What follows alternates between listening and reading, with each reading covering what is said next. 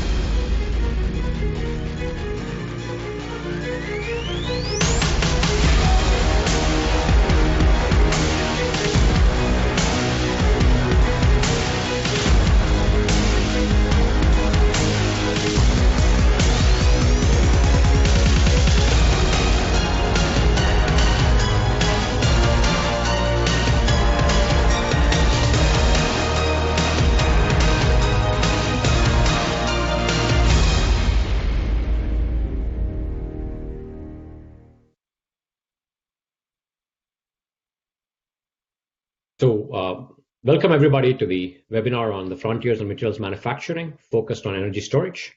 My name is Venkat Srinivasan. I'm a scientist at Argonne National Lab.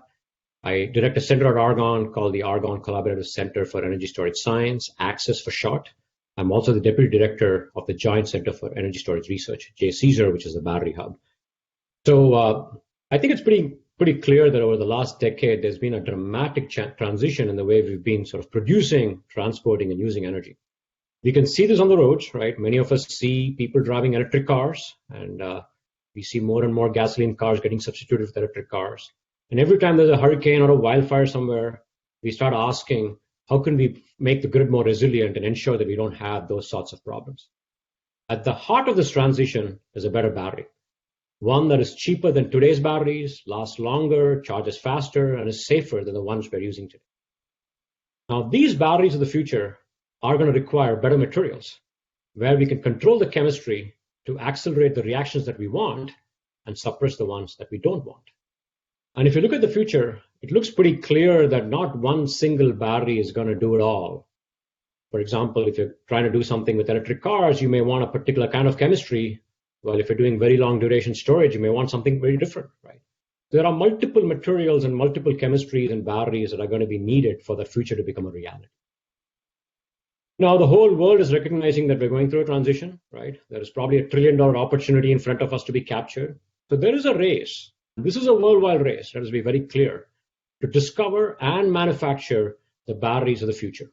We see this race going on in Asia, in Europe, and in the United States. And it's fair to say, I think, that the Asian economies have had a significant head start. They have a very well-established supply chain, large manufacturing plants already in place, and they're seeing market demand increasing dramatically every year. So the question that comes to mind is, in light of this worldwide competition, how do we compete and ensure that we can discover and manufacture the batteries of the future? This path is not straightforward. Right? Discovering new battery materials are hard enough, but it's even more challenging when we start thinking about how we're going to scale these materials We ultimately have to get them to, the form factors that make them into a prototype. All of this transition from the lab to ultimately something that gets to the market is fairly slow, can be very complicated, and can be very expensive. I remember 15 years ago, people telling me something like it takes 10 years and $100 million to create a battery company. That's pretty conservative. I think it looks like we need billions of dollars to create a battery company. So we have to think hard about how are we going to do all of that. And it's not just about finding new materials and making new cell designs and having innovation and having the money to build a factory. We also have to think about all the supply chain aspects. Where are we going to get the materials from? Where are we going to get the components from? What is the availability of the materials? Are they recyclable? All these are extremely important questions that I think we have to think about. But there is some fantastic news. The US has a very rich ecosystem around energy storage. Lots of universities doing amazing work, national labs and industries focusing on different parts of the value chain. Right now, this webinar has 250 people logged in. That tells you the kinds of interest we have in this kind of sort of a technology where we think we can have a huge impact. And the federal government is stepping up in a big way. I'm sure all of you have heard about the Energy Storage Grand Challenge. This brings together multiple DOE offices. Today, we'll hear about another consortium called the Federal Consortium on Advanced Batteries. It's an innovative new program that you'll hear more about that is looking at linking multiple agencies across the government, things that can have a huge impact, I think, in the way the United States sort of leads in this technology. The question we'll explore today is how can we make use of this ecosystem and grow US manufacturing in batteries? We've assembled two panels for you. The first one will focus on framing the problem related to global competition and the opportunities in front of us. The second panel will focus on how US companies are competing in this environment and utilizing resources like the US national labs to maintain competitiveness. Before we begin the second panel, you'll hear from Megan Clifford, who's Argonne's Associate Lab Director in our Science and Technology Partnerships and Outreach organization. And she'll tell you more about the ways Argonne is making it easier for companies to use our capabilities. That's going to be very good because at the end of the two panels, we'll take you on a virtual tour of some of the facilities at Argonne. Specifically, we'll go through two facilities, one called the Materials Engineering Research Facility, or MERF, which is focused on material scale-up, and a facility called the Cell Analysis, Modeling, and Prototyping Facility, CAMP, that is focused on electrode, pouch cell, and cylindrical cell assembly. These facilities work closely with industry, helping them optimize processes, develop new manufacturing methods, and making it easier for industry to compete. So we'll begin with the first panel on US competitiveness and the global competition. I'm delighted to introduce Sue Babinek from Argonne National Lab, who will be moderating this panel. Sue leads our stationary storage effort at Argonne. She came to us 2 years ago from RPE. Sue has been in the battery industry for a long time, thinking about manufacturing, working on manufacturing, thinking about US competitiveness, and is going to spend the next hour pulling the thread on this concept along with the panelists. So let's get started with the first panel. Sue? All right. Okay. Can you hear me now? All right. All right. Well, thank you, Venkat, and welcome all to our very exciting panel one on U.S. competitiveness and global competition. And yes, Venkat, I have been thinking about this topic deeply for a very long time, as I feel it is certainly of the utmost importance. So before we begin our panel, let's take just a minute to frame the discussion from start to end. We start at the beginning with our inventions. The United States are really great there. We're very comfortable. A new battery, a cell phone, a new vaccine. These are products that seem to change our life in an instant. It's all very exciting. But what good are they without our ability to manufacture them? Okay? It's the same as with vaccines as it is with batteries. We need manufacturing for that impact. So now let's take a moment to think about manufacturing. What is our most recent history? Invent here, make offshore, that has become our norm. Further, the manufacturing ecosystem does not stand alone. The entire innovation life cycle, from invention to deployment and then recycle, needs manufacturing to stay healthy, efficient, and to thrive. Manufacturing absolutely is critical, not just for GDP, but for the continuity of our innovation. So we have our work cut out for us. It's a bit uncomfortable, but now on to the good news. This is changing. Good news number one, as Venkat mentioned, energy storage is entering a phase of massive growth. The paradigm shift to electrification is here. By the end of this decade, the annual global consumption of energy storage will increase anywhere from 5 to 10x versus what it is now. That's a huge amount, even if you're on the short end. So what better time to reestablish ourselves in manufacturing than during an unprecedented global expansion? The entire supply chain will be rebuilt, going back to raw materials. And good news number two, much of the ecosystem in the U.S., universities, national labs, and industries are already focused on this problem across the entire value chain. You will see some of that today. That, for example, is why Argonne has invested in the center and intends to support this manufacturing renaissance. So the window of opportunity is today. Fasten your seatbelts, because in the next few hours you will come to understand both the global situation today and see some of the future strategies from the players who are embedded in this energy storage ecosystem. So what better way to start the conversation than with this all-star panel? I'll name them before we go into the individuals. We're going to start with Willie, Professor Willie Shih of Harvard. He is an expert in global manufacturing for many sectors, not just batteries. He travels the world visiting manufacturing plants, exploring not just the hardware, but the policies, attitudes, and strategies of the people in these various geographies. Then we'll go to Dave Howell, Director of the Vehicle Technologies of DOE. DOE is unmatched in their commitment and ability to drive innovation, which has laid the foundation for this new paradigm. You'll be very excited to hear about the plans they have for this new phase. Then we'll move into industry. Vineet Mehta of Tesla, Director of Battery Technology and Powertrain Architecture and Modeling. Tesla certainly has shown the world what is possible, both strategic and tactical. Vineet will tell us about the manufacturing twists they plan to take as they redefine how to get it done in the U.S.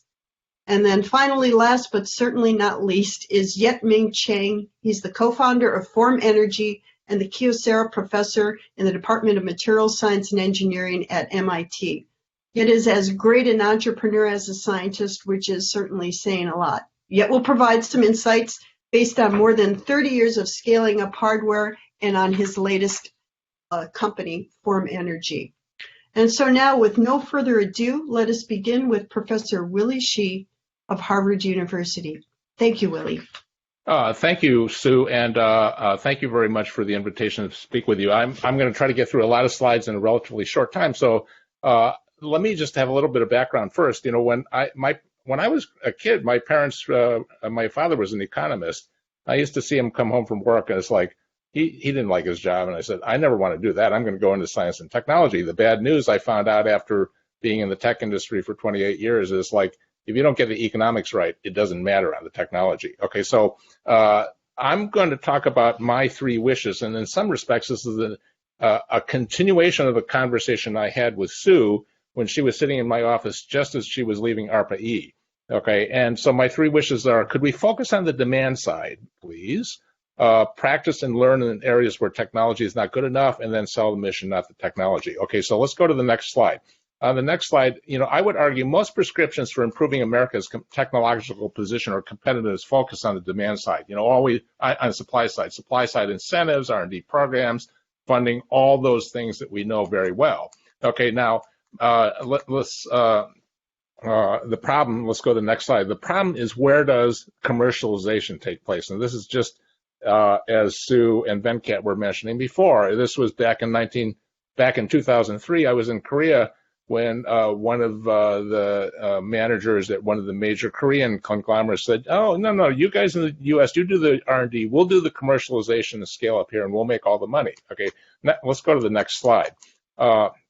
So what I'm saying is, I think we need to think about the demand side. Who's going to buy this output? Will they fund my learning as I practice in the marketplace and get better? For students, and I think this is something that's really important, you know, students in school, I work with them all the time. The question is, can I get a job and have an exciting career in this area? Okay, so let's go to the next slide, and I want to tell you, you know, the real learning for me was, this was my study of the Chinese motorcycle industry that I did probably about 13 years ago, okay, and you know, the Chinese motorcycle industry got started in the area around Chongqing, right? You know, the government there said, hey, guys, Cold War is over, you know, and they were talking to all the munitions makers because this was the center of military technology for China. Okay, they said Cold War's over, go make civilian goods. And in typical centrally planned, managed fashion, it's like, oh, okay, we'll make motorcycles. So what they do is they organized hundreds of companies, each of whom made one part of the motorcycle. It's like, that's great. How did that work? Well, it didn't work very well. It's like, no. We had standards, right? There was the Honda standard, the Yamaha standard, the Suzuki standard. In other words, what they did is they bought one of each of these, put them on a metrology table, and put a coordinate measuring machine, a CMM machine on it, and they each made one part. And then you had hundreds of assemblers who came along and practiced, okay? And I asked them, it's like, well, what kind of business was this? It's like, well, it was a terrible business. There was no differentiation. Their idea of differentiation was, we'll paint the gas tank another color, or maybe we'll shape the handlebars a little bit different. Okay, so I'm going through the R&D lab, okay, and there's this brand new Yamaha motorcycle sitting there. And I said, so how much does this Yamaha sell for today? And they said, well, about $6,000 US. And it's like, how much does yours sell for? It's like $800. Right. So then you look at all these rural, relatively not so well off people, and it's like, you know what? I'm going to take the $800 one. Right. So what they did is, of course, they put in Toyota Production System, their own version of that. They drove down the learning curve. But the most important thing is they had customers who would buy their relatively imperfect product. The sales manager told me, it's like, Chinese consumers, they never change the oil in their motorcycle. When the engine seizes, they just throw it away and buy another one. So meanwhile, this factory is going down the learning curve and getting better and better and better, right? By the way, these days, if you go into Home Depot and see all these products made by some of the lesser tier brands, they come from this company. Let's go to the next slide. Okay. So what it says is this learning from production is really much more important than I think we give it credit for. That, you think about the learning curve, it's really extremely valuable. It's all about startup, and our friend from Tesla, I'm sure, will tell us about this, right? Startup, how do you establish process consistency? How do you improve the run rate? How do you get the yield? So I think there's much more differentiation, and people think, oh, that's boring stuff. It's like, no, actually, I think it's really very interesting. Next slide, please. And so, I think this whole area of manufacturing process innovation is really undervalued in this country, right? And I wrote about this with my colleague back in 2012. Let's go to the next slide. And what you see, especially when you go across Asia, and Yet Ming, I'm sure, will tell us about this as well, is like scale and cost and sustainable production. It's like, this was a factory I took a class to visit in January of this year. We got out just before the pandemic hit, right? And it's like, these guys make 46% of all the microwave ovens in the world, right? I mean, talk about scale. They make everybody's. Let's go to the next slide. And you see this in lots of areas. I mean, even if you look at a Boeing 787, the average days in final assembly, it goes down this learning curve as well. Let's go to the next slide. So, how is U.S. competitiveness faring? I've been writing about this for more than a decade. We wrote this paper back in 2009 about restoring American competitiveness, and then Gary and I published this book really advocating producing more stuff. By the way, that what you see on the top chart is book sales in the U.S., which, there was an initial spike. This was not thousands of units. This was hundreds of units, okay? And then you see, quote unquote, China book sales. Okay, I've been in China, and I've had a major manufacturer said every provincial leader in China has read this book. Okay, let's go to the next slide. What we see, in fact, is, now part of this is driven by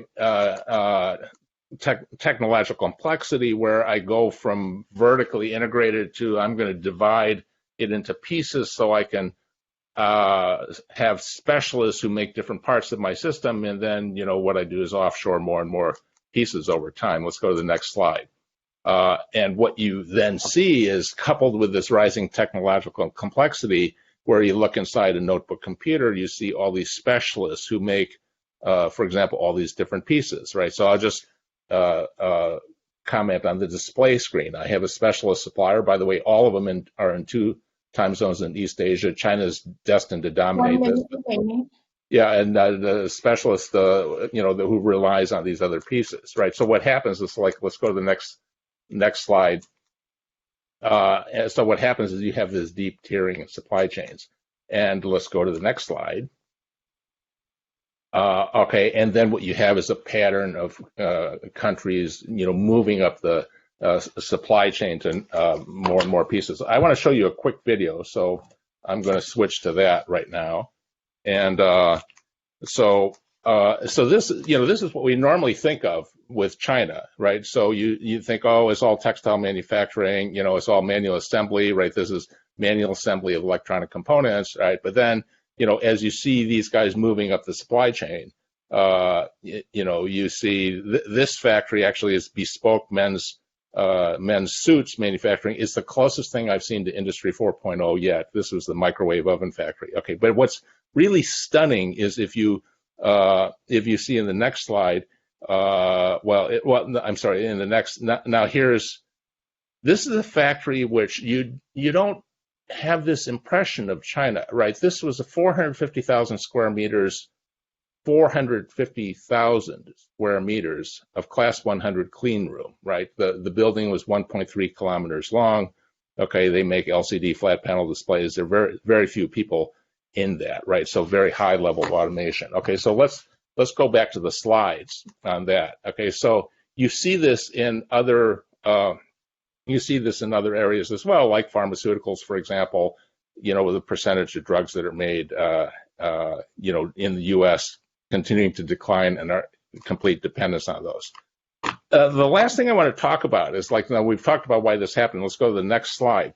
One of the things I'm trying to advocate right now is sell the mission, not the technology. We all remember, well, it depends on your age. I remember President John F. Kennedy, 35th President of the United States, setting the goal of putting a man on the moon by the end of the decade and bringing him back. Okay, and what that did, let's go to the next slide, is it really set this mission. It set a problem-oriented approach, and we see the same thing that NASA has done now on manned launch. Just like, well, I have this mission, I want to have commercial launch. I'm going to contract with firms like SpaceX, which gives them cash flow to perfect their new technologies and processes when I go after mission-oriented goals. Okay, if we go to the next slide, so the way I think about it is set the visionary goals, let me put in informed leadership, which will give me a logical sequence of steps to achieve this mission, break it down into steps, right? We did that with the space program. One of the things I've been advocating for energy storage is grid modernization. I was talking to one congressional subcommittee on this. One of the representatives, came from an area that had burned down in California because of obsolete grid. Okay, but if I think of grid modernization and all the things that entails, obviously energy storage, but also things like high voltage DC transmission, power semiconductors, areas I'm very keen on, like silicon carbide and group 3-5 semiconductors. Okay, so last slide. I just want to conclude. I think we have a once in a generation opportunity right now, right? Because if I think about, the kind of global environment and trade and the after effects of the pandemic, we have economic disruption, economic nationalism, need for stimulus, and willing to spend lots of money, right? I mean, I think there's a real opportunity to get the country behind energy storage if we can pick those types of goals that people understand, like grid modernization or something that pulls all those things. Okay, so did I do it, Sue, or did I run over? Sorry. Well, Willie, this was absolutely fascinating, and the video was great. But we'd like to thank you so much for your insights, and we'll hold until we have the panel discussion. So thank you so much, Willie. And next we'll go to Dave Howell of the Department of Energy. Take it away, Dave. Thank you, Sue. Do you hear me okay? Yes. Great. Okay, good. So I have a few slides, Dave Howell from the Department of Energy have a few slides today to talk about a potential or the prospects for domestic lithium-ion battery ecosystem in the United States. And in this term, the term ecosystem really is focused on the supply chain. So many of you have seen a lot of the projections. This is one from Bloomberg, New Energy Finance, on the demand for lithium-ion batteries is poised to grow. It looks like this is actually happening, as you'll see here in a few minutes. So as of 2019, almost 400 gigawatt hours of global lithium-ion cell manufacturing capacity. About 9% of that was in the United States. And you can see the passenger electric vehicles, commercial electric vehicles, looks like that will be the lion's share of the demand for lithium batteries in the future. Next slide, please. And what does that really mean in terms of a market? Because we do have a market-driven economy, and so even looking at projected electric vehicle sales, 360,000 EV cells in 2018, projections of around the 2040 of almost 10 million electric vehicles. So that 10 million electric vehicles equates to an approximate $100 billion battery market. So just say half of that is true, then it's $50 billion. That's still huge. And you see the comparable markets in 2018 with just the battery market for electric vehicles, smartphones, gas stations, even passenger car manufacturing hovered around $100 million. So batteries in themselves will be very, very important in the market in the future. Next slide. And so I've got XYZ on here. And unfortunately, this was a slide that was under construction when I sent my slides in. I'm going to fill in XYZ for you. But the point is that industry investments in this technology and battery technology, over the last 3 years have really, really accelerated. We have the GM LG Chem joint venture announced about a $2.2 billion investment to install 20 gigawatt hours of battery capacity. Similar story with GM, a $2 billion investment in the Detroit Hamtramck facility to build electric trucks and SUVs. The VW SK work, the VW plant in Chattanooga, Tennessee, SK Innovations battery plant being installed in Georgia. Again, another 20 gigawatt hours capacity when it's completed, another $2 billion of investment. And of course, we also Tesla's Battery Day, a significant investment in battery technology and increase in battery manufacturing here, all this here in the United States. You see the Tesla Model 3 cells in 2019, 150,000 vehicles of a single model. That's significant.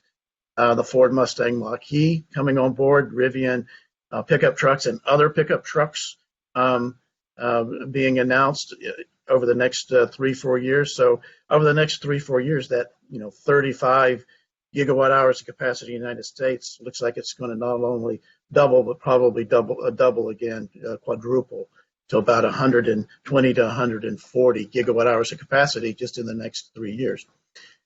Next slide. So all of that's really good. And so the question is, what about that ecosystem? And Venkat mentioned just briefly the new consortium, a federal consortium for advanced batteries that was stood up in September with a charter signing. You see the signatories of that charter, and the charter is significant. It's really the backbone of how we're going to work together as a federal government across federal agencies to support a battery ecosystem, not only that serves our commercial markets, but our military and defense applications as well. And, and of course, goes without saying, stationary applications too. Signatories are the Department of Energy, the Department of Defense, Commerce, State, and then a whole list of participating agencies. In our meetings, we typically have up to 40 different offices across 14 different departments and agencies represented. And so next slide, please. So as I mentioned, that charter establishes the framework, how we're going to coordinate and cooperate across this federal ecosystem.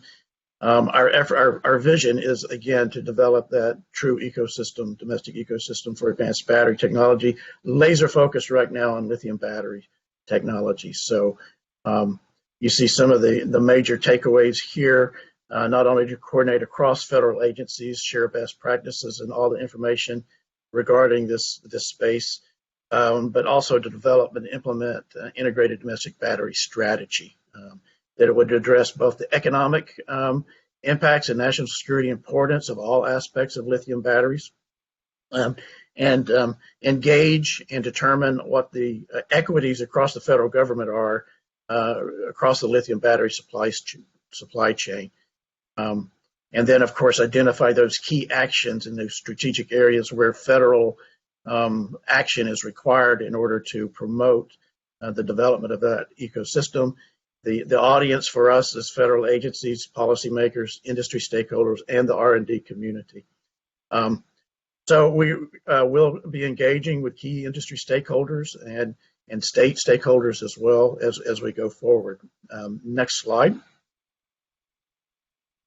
So when we talk about the lithium battery supply chain, we talk a lot about battery cell production, but it is much deeper than that, as you know. It's raw materials supply, it's refining those raw materials, it's materials production of cathode materials, anodes, electrolytes, separators, moving toward electrode and cell manufacturing all the way through battery pack, electric vehicle manufacturing as well. But even at the end of the life, recycling can be a big player, as you'll see here in a few minutes, in terms of helping us develop that domestic ecosystem for advanced batteries.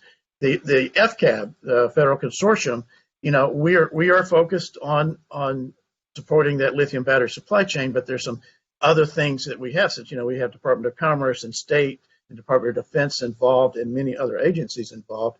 We are looking at how to enhance the domestic, global, and defense markets in the United States. And of course, technology advancement. We're very keen on technology advancement as we go forward, but also that technology applications and transitions across end-use applications. So are there things that we're doing in the Department of Energy for stationary and electric vehicle space that can actually play into the defense space and actually provide a first market for some of our startup companies and some of our companies that are developing innovations in this area? We also, are focused on intellectual property and knowledge protection and assessing federal policies and authorities that are in place, identifying policy gaps, and then developing plans of how do we actually fill those gaps. Next slide. Just really quick here, I think you've seen this. I mentioned raw materials. It's a large ecosystem. U.S. is dependent on other countries for lithium battery materials. This is what it looked like in 2018. Not a lot of bars there for the United States, whether it's lithium, cobalt, nickel, or graphite. We actually do have resources in the United States in these areas. If that electric vehicle market actually comes to fruition, easily the lithium needs can increase by 10x. Cobalt needs could double even when we're trying to develop cathode materials, and looks like we're on the road to success of developing cathode materials with less and less cobalt. When you actually scale that up to a market that size, cobalt needs will continue to rise. Similar story for nickel and graphite. Next slide. But it's not just about the raw materials, and I'm sorry for the small figures here, but it's not just about the raw materials. It's about refining those materials. Here, just on the top chart there, you see, current cobalt raw material supply, almost 70% coming from the Democratic Republic of Congo, and almost 60% of that is refined in China. And similar story on lithium and lithium refinement. So not only about where the raw materials are, it's about where they're refined. There's a lot of value in the supply chain here. And next slide. 2 more slides. So what's the role of advanced battery technology? We've come a long way over the last 5 years, driving the cost down, both through the technology work and through industry, driving cobalt out of the cathode material, which is a very high cost material and very critical material. We have plans in place to drive that down to less than 5 kilograms for a 100 kilowatt hour pack, or even 0 if we can do that. But there's also other technologies that are on the precipice of being ready over the next couple of decades to enhance the capabilities of lithium batteries. One is the intermetallic anode, the silicon-based anodes. We're a very high capacity anode, about almost a 4 or 5x capacity over current graphite. Also very high rate capability, so it could provide some interesting designs for fast charging. It's got technology issues that we need to work on, but it's very promising. And then on the bottom right side here is lithium metal technology coming a long way with the lithium metal systems coupled with one of those high capacity lithium ion type cathodes or a lithium sulfur cathode. So a lot of work here. Both of those technologies could get us below around the $60 per kilowatt hour cell cost, maybe even below, which would get us around an $80 per kilowatt hour pack cost, or maybe a little below. And last slide. And what about the role of battery recycling? I mentioned this before. Battery recycling could play a huge role in establishing a domestic ecosystem in the United States. You see just a 1 ton of battery grade cobalt can come from 300 tons of ore or 5 to 15 tons of spent lithium ion batteries. We are developing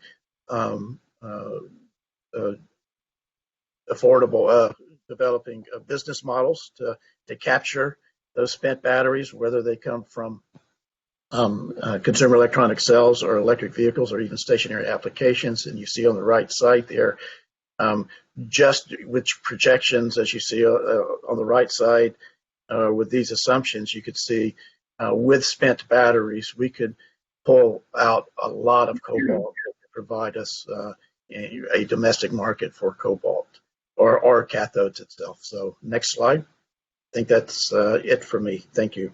All right. Well, thank you so much, Dave. It was that was another incredible talk, very well thought, comprehensive, and solid. Now, just for a moment, before we go on to our next speaker, I'd like to remind folks that if you have questions, you can send them in the question and answer function. So next, we will hear from Vineet Mehta. Vineet? Thank you, Sue. Thank you, Venkat. Today I want to take a few minutes to discuss, some excerpts from the talk that we gave at Battery Day, but to kind of remind and highlight that everybody needs to participate towards this grand challenge, and it's not an ambitious plan just for Tesla, but because the scale of the problem is so enormous, there is something all of us can do. And I want to share some thoughts and thinking behind how to do that. Next slide.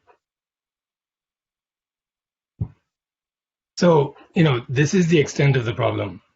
If you think of transportation alone, the top bar is where we are currently at. If you wanted to basically make all transportation electric, then the scale of the problem is about 100x growth from where we are today in terms of lithium-ion battery production. So just think about that number for a second. It's quite big, and it's just distributed among road transportation right now. It doesn't even touch on other forms of transportation. Next slide. And then similarly, if you then think about our primary energy use, whether it's the non-renewable portion of the grid, fossil fuels that we use for heating, natural gas, oil for heating our homes and factories, future growth in transportation, and general future growth as we start to consume more energy and as we do more things and we have more people on the planet. Turns out that this combined problem also needs 10 terawatt hours of energy storage per year. So that represents 1,600 times the growth, or where we are currently at. So stationary storage is huge for battery demand. In some ways, much bigger in application and space than transportation.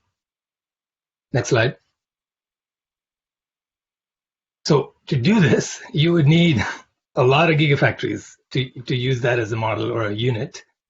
You would need about 135 gigafactories, a lot of capital, and a lot of people. So if we continue to do things the way we do right now, we can't scale fast enough. Next slide. So, if you are an attendee on this webinar, and if you fall in any of these four categories, which, there's a high likelihood that you do, or you represent members of the academia or the student body, there's plenty to do. And as you think about how you can contribute to this problem, I would like to encourage you to think of it on two levels, from the macroscopic point of view and the microscopic point of view. And to highlight those two themes, I would like to provide a few examples. Next slide, please. So if you think about, Dave touched on this, Willie also spoke about this, the current global supply chain is quite diffuse. It's going to spread all over the planet. Like, this is an example of what it takes to make NCA cathode, say. Like, ore comes from all over the place, from Africa, and then the processed ore gets to a certain place to make the actual powder. Then the cathode actually gets to the battery factory, which is in another continent. Now, if you think about all the atoms that are in place in your final product, and if you think about the cumulative miles that all those atoms have traveled to get there, that's a huge number. And if you were to minimize the number of cumulative miles, then you have achieved progress, because then you have driven down the energy consumption required to transport those materials, and essentially the cost as well. So as you think about where to put your next factory or how to improve your process, try to take a step back, try to think of cumulative miles that your material needs to travel. And it's not always about going to China or any other country to get the cheapest manufacturing. Like, you're adding a lot of miles when you do that. And up front, the cost may be attractive, but in the longer run, it may not be. There may be a better way to do it. Next slide. So now, if you kind of step down into the micro level, it is important to revisit all parts of your manufacturing process and find ways to innovate in multiple areas. And again, I want to echo the point Willie made, is that manufacturing is often considered not innovative or not attractive. Like, technology and R&D and innovation is sometimes, glorified a bit more. But there's tons of innovation in manufacturing. And in the end, that is what is going to give US companies the edge. If we cannot compete with other countries in terms of just the raw processing and material and labor cost, we won't succeed by just bringing that here domestically the same way. We will have to rethink the way we make materials. So I'll give you a couple examples. Next slide. So we talked about this on Battery Day. If you continue doing wet electrode processing for batteries, there's a lot of equipment, a lot of footprint, and a lot of capex. The initial step is mixing. Coat and dry ovens are super long. There's a solvent recovery infrastructure that's quite onerous. And then we do calendaring. Next slide. Now, if you do a dry electrode version of it, and if you basically remove certain steps, then you can achieve a significant reduction in footprint and energy. So similarly, when you think of your processes, try to think about all the steps and why are they there and can they be removed. And a lot of times, Elon, one of his favorite things to tell us is the best process is no process. The best step is no step. The best part is no part. So try to eliminate things as opposed to, making things complex. Next slide. So just for example, that savings, that move from wet to dry leads into a significant reduction in floor space. So in a slightly less area than what the current Gigafactory occupies, you can make, almost 8x, 5x the amount of batteries that you can make at the Gigafactory. Next slide. So again, another example on the micro level, the way Tesla thinks about manufacturing equipment is that, we talked about our approach to silicon, and, one of the steps is basically surface coating the particles with a polymer. Now, you can use existing... 1 minute remaining. Thank you. You can use existing techniques to achieve these goals, but you can say, I'm going to rely on tried and true methods and equipment that's already out there to make things faster and cheaper and scale rapidly. But even that is not always the best option. Some of these spray dryers are, several meters tall, like 15 meters tall, and several meters wide. The amount of space they occupy within a factory is just enormous. And it is also important to ask the question, does it have to be that big? Why is it that big? Why does the particle need that much residence time in such a big cavity? Is there a way to reduce it and therefore reduce the cavity? So that level of thinking is what's required. And it is very important to ask those questions all the way to every step of the process. And only then will we be able to have a competitive edge in manufacturing. And it's not just about being better than manufacturing compared to another country, but being better in manufacturing so that you can scale faster and take a bite out of that larger problem sooner. Next slide. A similar example on cathode manufacture. I'll go over this quickly, but if you just do a Sankey diagram of all the materials used and energy used, very quickly opportunities will jump out to you. And this is what we shared about how cathodes are made right now.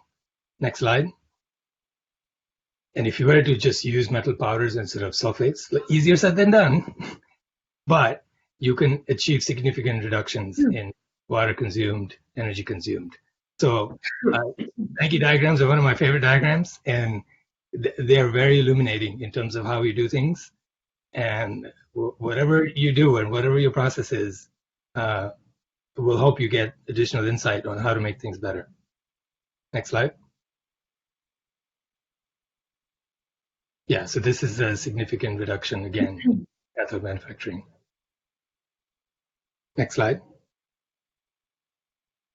And that's it. This is the last slide. So when you accumulate all these gains across the board, they add up to significant reductions and improvements.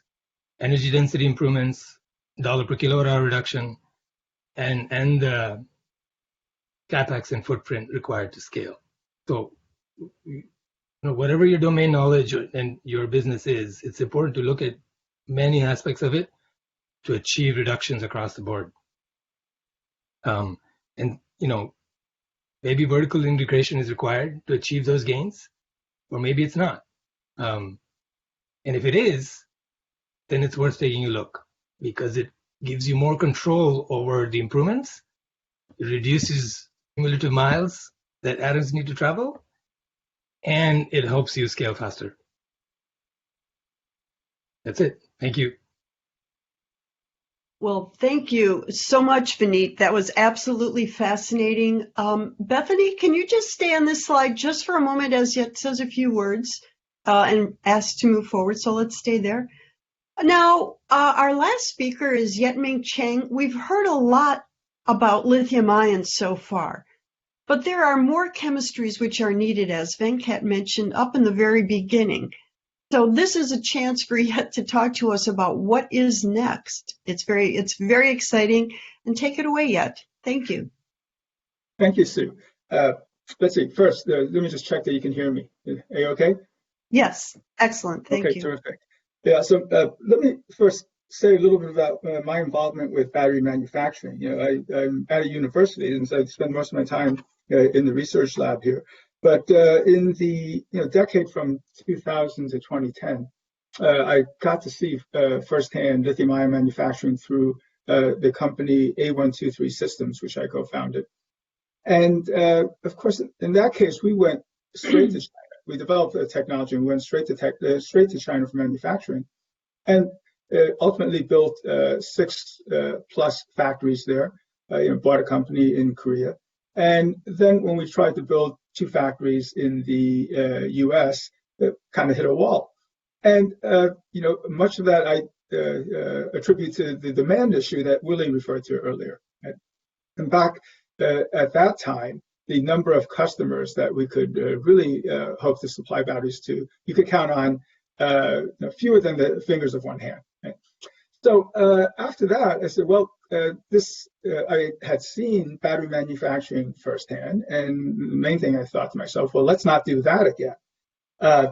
Because of the complexity and the number of unit operations, it's which you, I think, all have some idea of from what Vineet has just shown you. So in 2010, started another company out of A123 called 24M. And the basic idea there was to simplify this lithium-ion battery manufacturing process. And it's not a dry process, but it's a wet process where what's wet is the electrode, which then doesn't ever have to become dry again. So the electrolyte itself is used in this wet process as a processing solvent. And so now 10 years later, now 24M is getting that into the marketplace. There are 2 plants in Japan that were built by a partner, Kyocera, and there's a plant being built in Thailand right now, and a couple of other manufacturing tie-ups that are taking place. So that was my experience with lithium-ion. Now I'm going to tell you about grid storage, and the main message here is that I think we have a chance for a reset because the characteristics of the technology are so different that there's a legacy here that we can do without and start a new legacy of how we do this. So if you could go to my first slide here, I want to tell you a little bit about this company, Form Energy. And there are many examples where government-funded basic research has resulted in startup companies, and this is one of them. Now, at J. Caesar, based at Argonne, in the first 5 years, we had a motto, which was 5-5-5. We got a lot of grief over that. 5 times the energy density, 1/5 the cost in 5 years.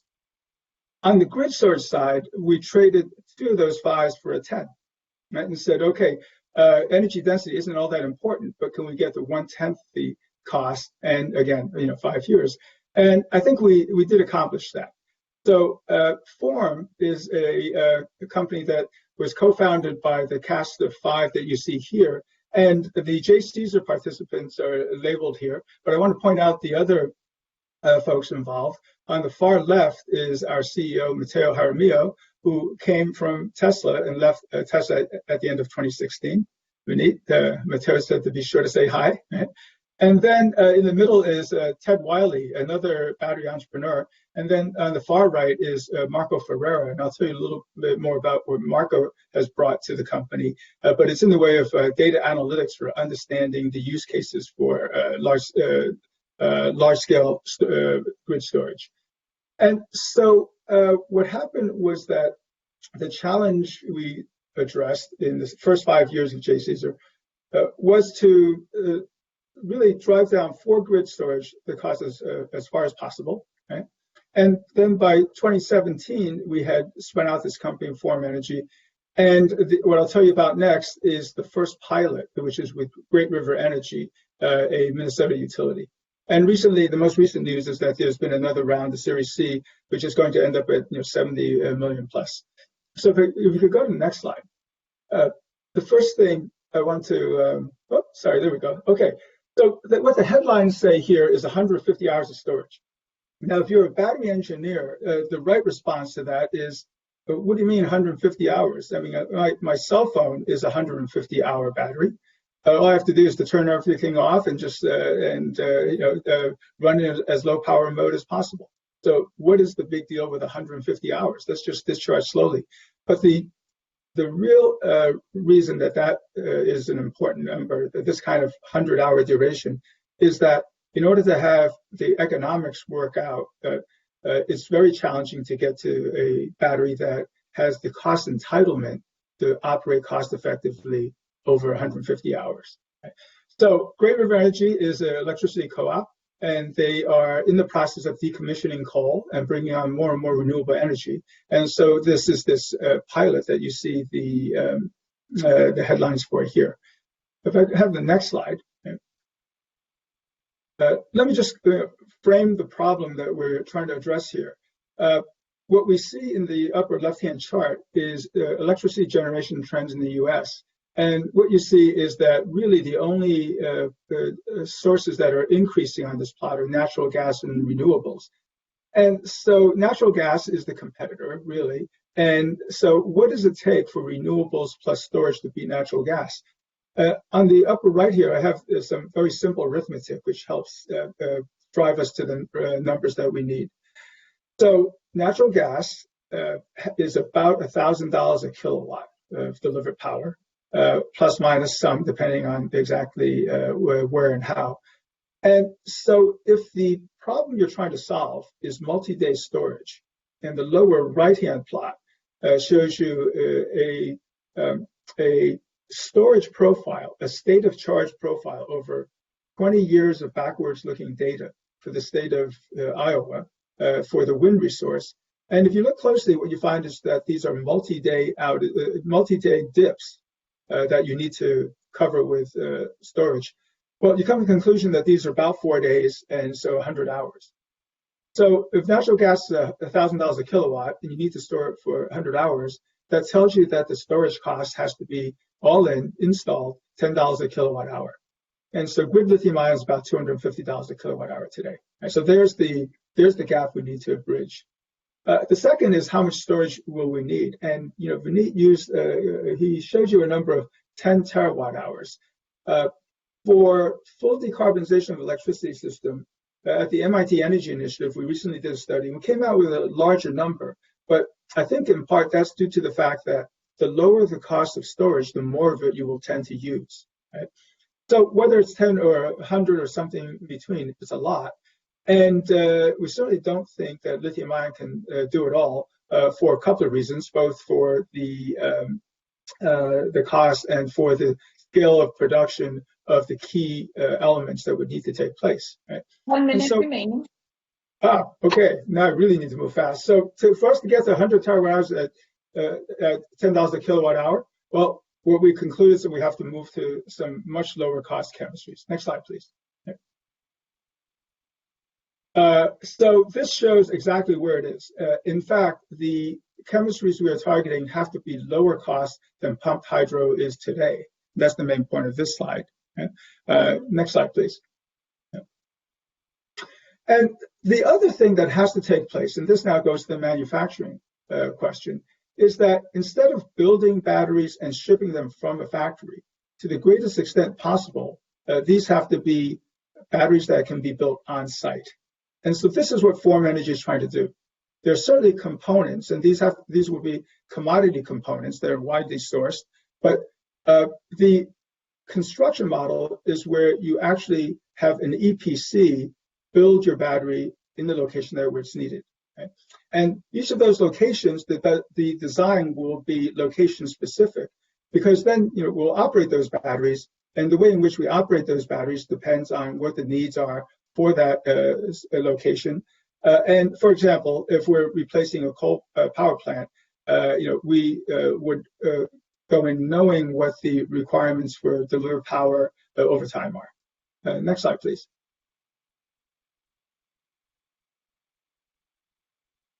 And so a big part of what we do, and this is what Marco Ferreira directs at the company, is the data analytics, both for the renewable resource, location by location, and for the market conditions. And this is what we bring to the developer, our partners, folks like Great River Energy. Okay. All right, let me just go to the last slide. I think I just one here. What does this eventually look like? It's kind of power plant. So this is roughly to scale. This, of course, is an artist's rendition, but it's to scale in the following sense. For a wind farm like this is the footprint of the kind of battery that Form is trying to develop and will be piloting in this first project. The key number I want to leave with you is that the power per footprint is on the order of 1 megawatt per acre. Right? And 1 megawatt per acre is very similar to what a natural gas power plant provides today.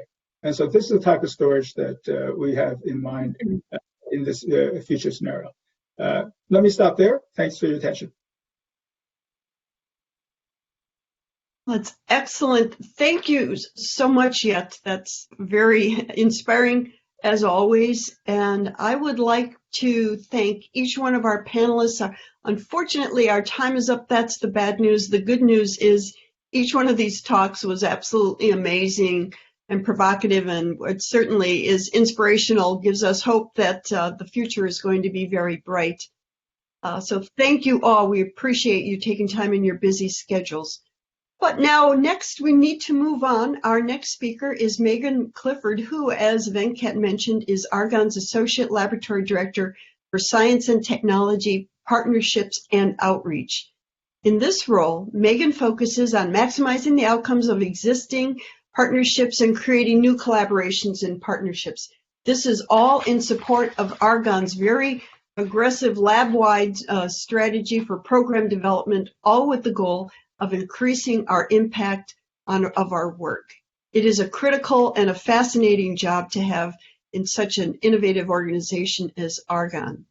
So with no further ado, I'm very pleased to welcome Megan Clifford to the webinar. Thank you, Megan. Thank you, Sue, and good morning or good afternoon, everyone.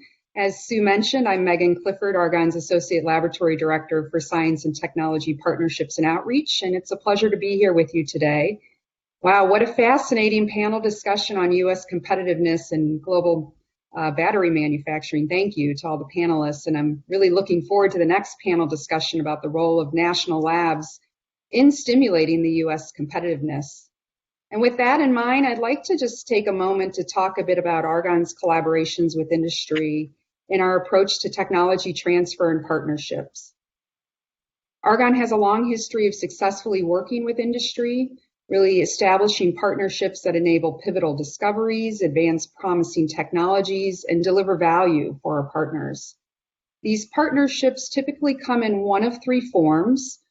First, collaborative R&D, which is generally cost-shared. Second is R&D conducted solely by Argonne for a company and sponsored by that company.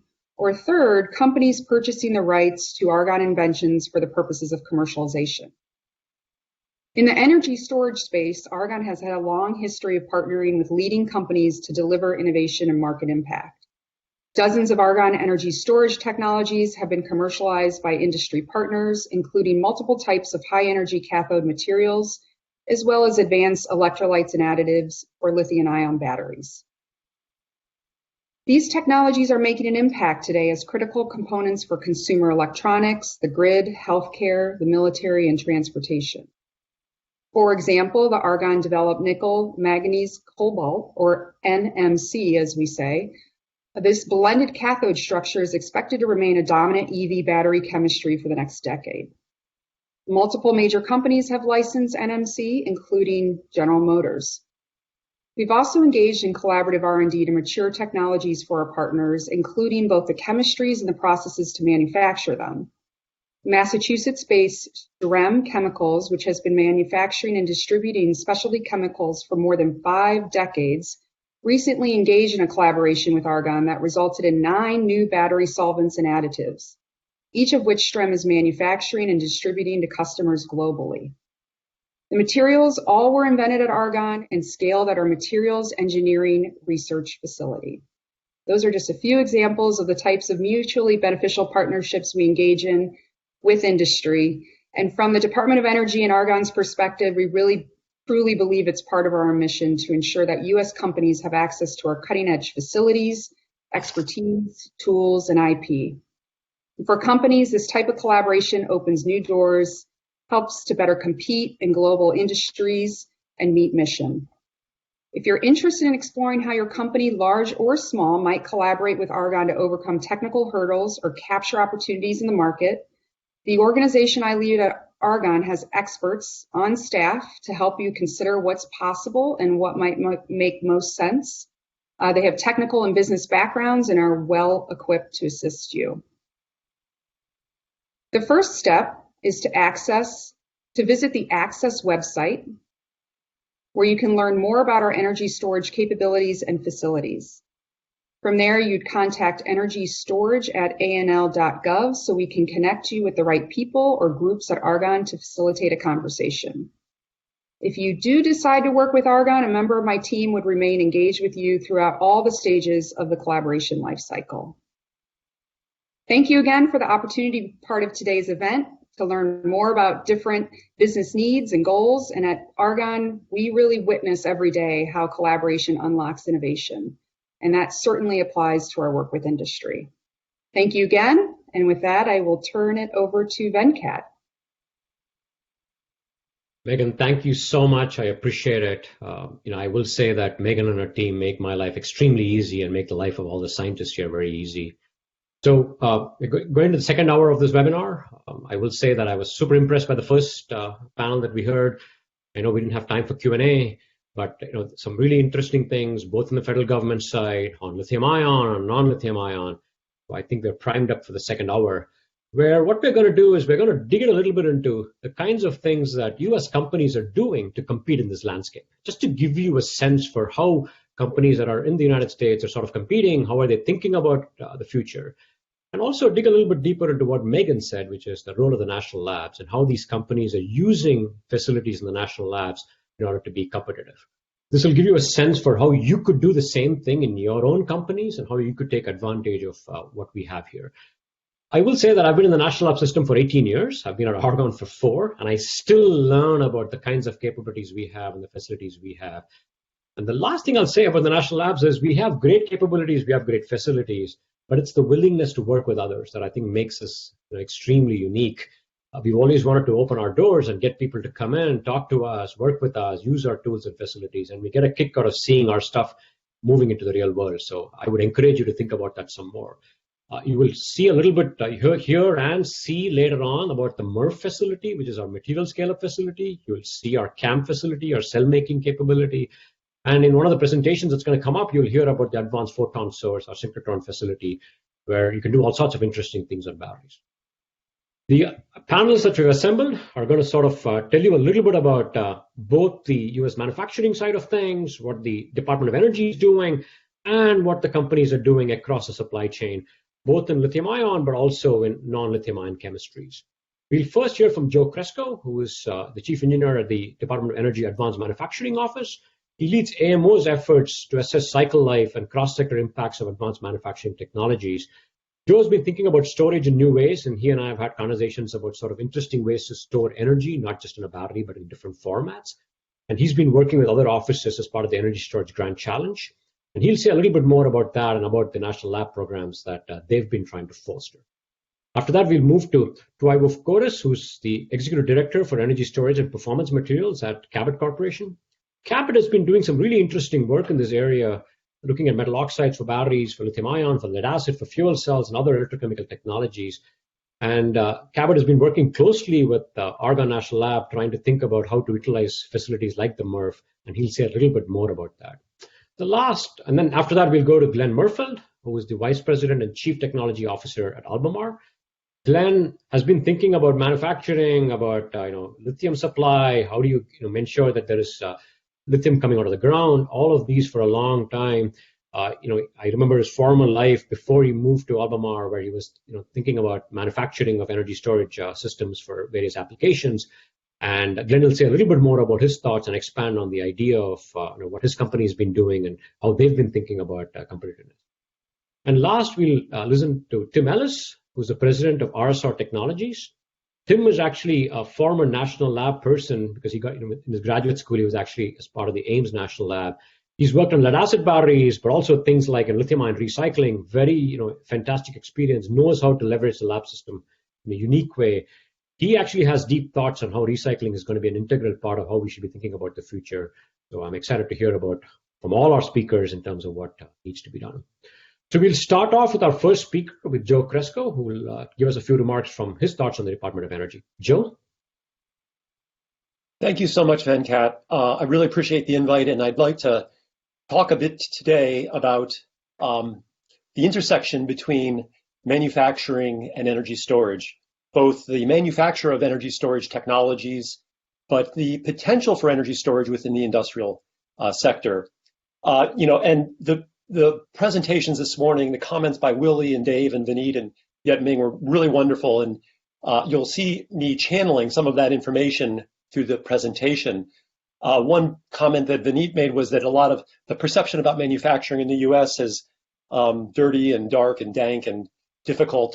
We're working really hard within the Advanced Manufacturing Office to change that. So I'll start off by talking a bit about a grand challenge across the Department of Energy with respect to energy storage, and really then dive into a targeted discussion about manufacturing within the Energy Storage Grand Challenge, and how the Advanced Manufacturing Office is supporting that in partnership with our national labs, universities, private sector, et cetera. And really the goals of the Energy Storage Grand Challenge are to innovate here, make here, and deploy everywhere.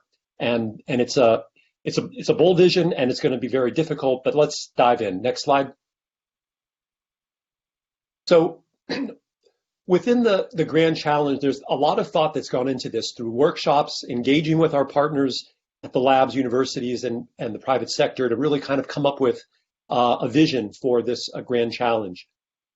It's based around the market pull and demand, of course, technology, cost, and performance that DOE traditionally invests in. An important factor is to really look at this through the lens of important use cases. A lot of the discussion, rightly so, is around lithium-ion batteries, the transportation sector, the vehicle sector, but there are a wide range of opportunities, from an evolving grid, of course, the mobility, but serving remote communities, providing critical services, looking at that network infrastructure. Willie mentioned sort of the grid modernization perspective, and of course, facility flexibility, efficiency, and value enhancement, which I'll kind of allude to a little bit more later in my slides. Next. As we take a look across that Energy Storage Grand Challenge, and you'll be able to find information at the web link that's shown here, including currently a draft version of the roadmap, which is near final completion. The use cases, we've really identified where there are increasing opportunities to drive innovation. Places where these use cases, for example, do not meet sort of goals or targets for ranging from like load response to lifetime, to scalability, to modularity and flexibility. So those small dots are really areas, I identify those as areas for high opportunity and potential. It doesn't mean that all of them may be achievable, but it really gives us a map and a look for where we really need to pursue and identify opportunity, technical approaches, and to overcome those barriers. Next slide. As we kind of think about those use cases in context with energy storage technologies and those energy storage systems, we've carved that out into sort of the, I think of them as somewhat of the obvious, the electrochemical, electromechanical, the chemical and thermal, and flexible, whether they're buildings, facilities, and generation. And similarly to the use cases, those smaller dots represent where the technology does not meet that performance goal for whether it's load response all the way to lifetime or modularity, for example. And I do want to draw your attention to the idea and the issue about bidirectionality. I'll come back to that a little bit later. And whether that's with electromechanical, electrochemical, for example, and thinking about the greater opportunities for chemical and thermal storage. Next slide. So if we really begin to think about, and I think my role in the Advanced Manufacturing Office and the Advanced Manufacturing Office's opportunities to engage with our other technology offices in EERE, the Office of Energy Efficiency and Renewable Energy, around manufacturing, is both the sort of the supporting of the advancements that are needed for energy storage technologies, and really focusing on acceleration of the scale up of these emerging manufacturing processes. And Willie alluded to this, Dave alluded to this, Vineet did, and Yet Ming did as well. I think the graphic to the right is perhaps one of the most important concepts that we want to put forward, which is that across the manufacturing scales, this idea of manufacturing maturity or different manufacturing scales, there are low technology readiness challenges. there's a lot of focus on TRL, technology readiness, and a lot of thinking that low TRL to high TRL is sort of a linear path from that lower left to the upper right-hand corner. But in fact, it's really chaotic and really difficult. And every step of the scaling requires new innovation, and accelerating that full pathway is not easy. Even making marginal improvements at scale can be challenging, not to mention going to the next generation of production where there are substantial changes. Next slide. So diving down even one layer further, as we kind of think about those specific storage types of technologies, we've identified in the Grand Challenge a number of areas where, whether it's lower manufacturing cost or improved performance like safety, life cycle costs, et cetera, there are important challenges to be overcome. And this is somewhat fungible. Of course, there's always going to be challenges, but these we think represent a number of really key areas where innovation can make a difference. Next slide. So within AMO, we have a number of core technologies. You can find out a bit more about that if you go to our website and take a look at our multi-year program plan. And certainly on our analysis website, web pages, you can find technology assessment for all these areas. What I really want to highlight is that there are a range of core technology areas, whether it's roll-to-roll processing and manufacturing or critical materials, materials for harsh service conditions, smart manufacturing, even thinking about waste heat recovery systems, combined heat and power, that are really can form a foundation and a place where advanced energy storage concepts and thinkings can draw from. Next slide. So thinking about roll-to-roll manufacturing as one example, we've been making investments and working with our partners, national labs, on ideas with respect to roll-to-roll processing.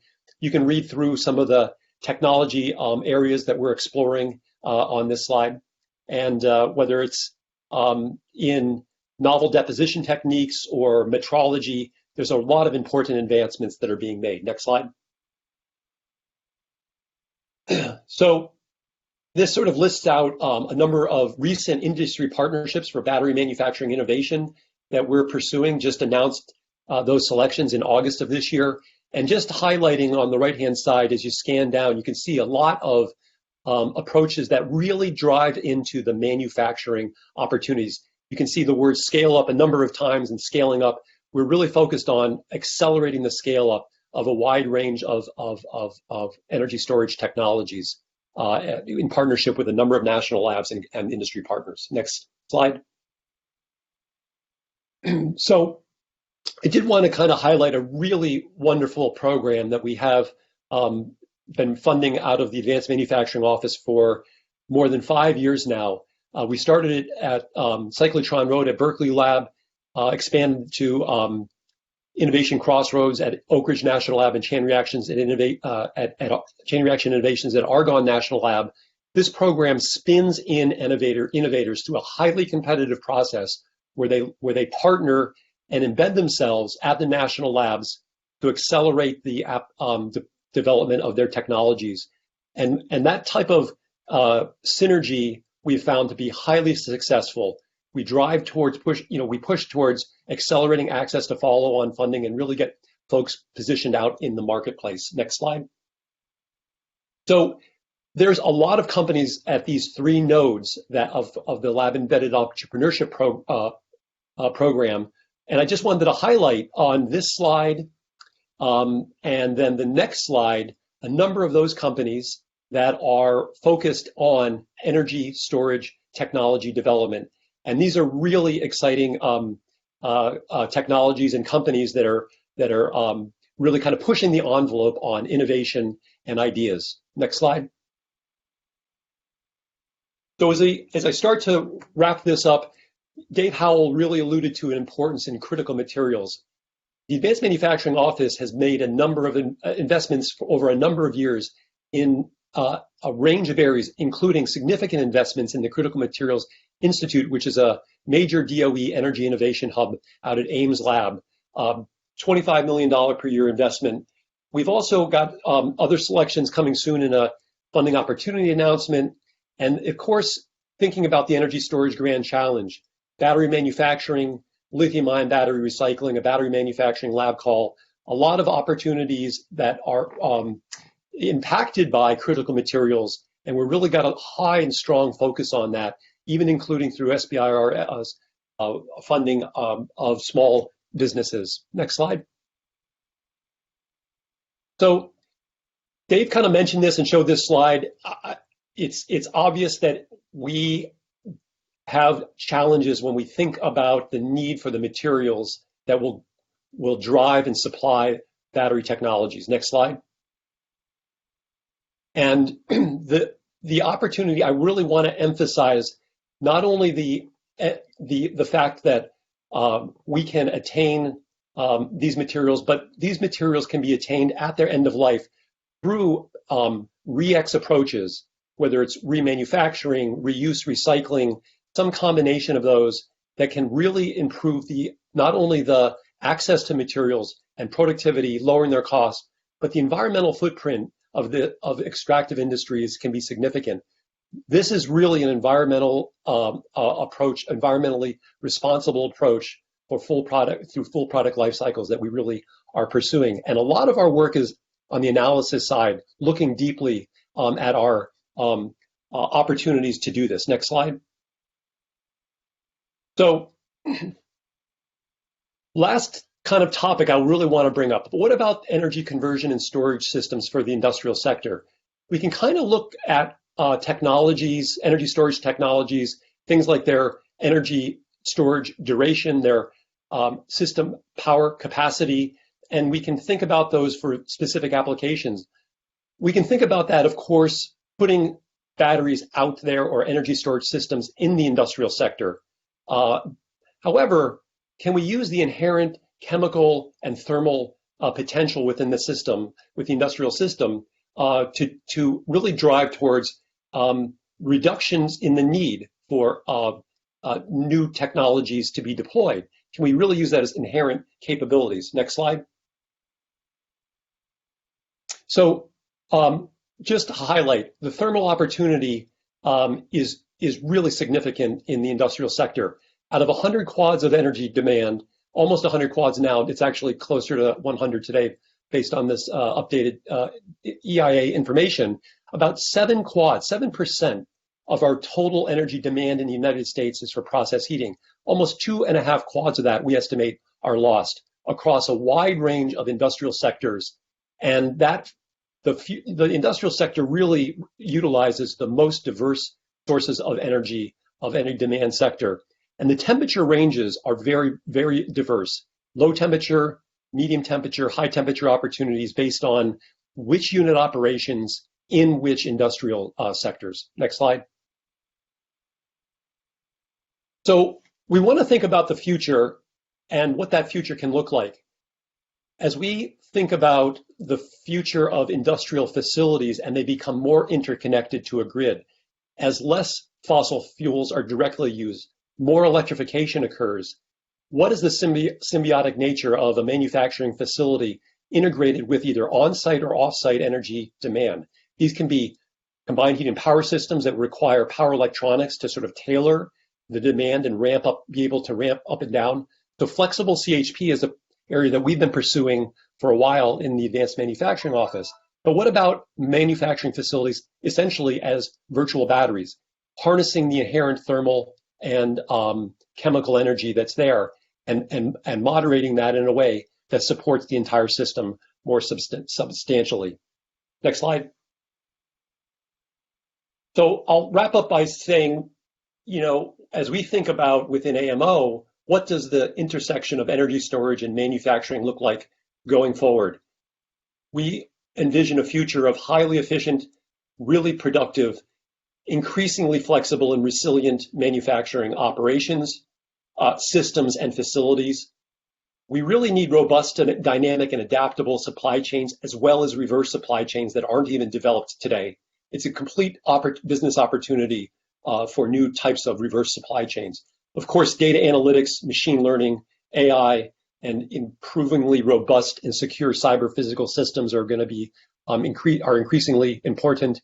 And really building those new capabilities that we're discussing today, as well as rebuilding some lost capabilities in this country, whether it's for some materials access or even fundamental manufacturing operations. We think this is a bit of what the future of manufacturing may look like, especially in synergy with energy conversion and storage technology. So I'd like to thank you today for your attention. Last slide, my contact information is on the last slide, and let me know if you'd like to follow up. Appreciate the time today, Venkat, and I'm wrapping up. Joe, thank you so much. I appreciate it, especially because of the comprehensive nature of the things that are going on in your office, the grand challenge, the supply chain activities, but also the manufacturing side of things. A quick announcement. I know that we're not getting to a Q&A session because of time constraints, but if you put the questions in the Q&A with your name on it, then we'll make sure to get you the answer after we finish today's sessions, meaning we'll work with the presenters and get you the answer to today's sessions. But if you write it as anonymous, we cannot get you the answer. So please try to add your name when you ask questions, and we'll try our best to get that answer. So let's continue to move on. We'll go to Twywo next, who will tell us a little bit about Cabot Corporation. Thank you very much. Let's go to the slide. So what I'd like to do, I just have 3 simple slides. What I'd like to do is cover first who Cabot is, because there's a little bit of important context there. Talk a little bit about the challenge that we have as a corporation who's spread across the entire globe, basically. And I think a lot of the challenges that we have are very similar for companies. And talk about then how we're approaching all this, given the challenges that are there. And then part of the approach that we're taking then is leveraging and working with the national laboratories.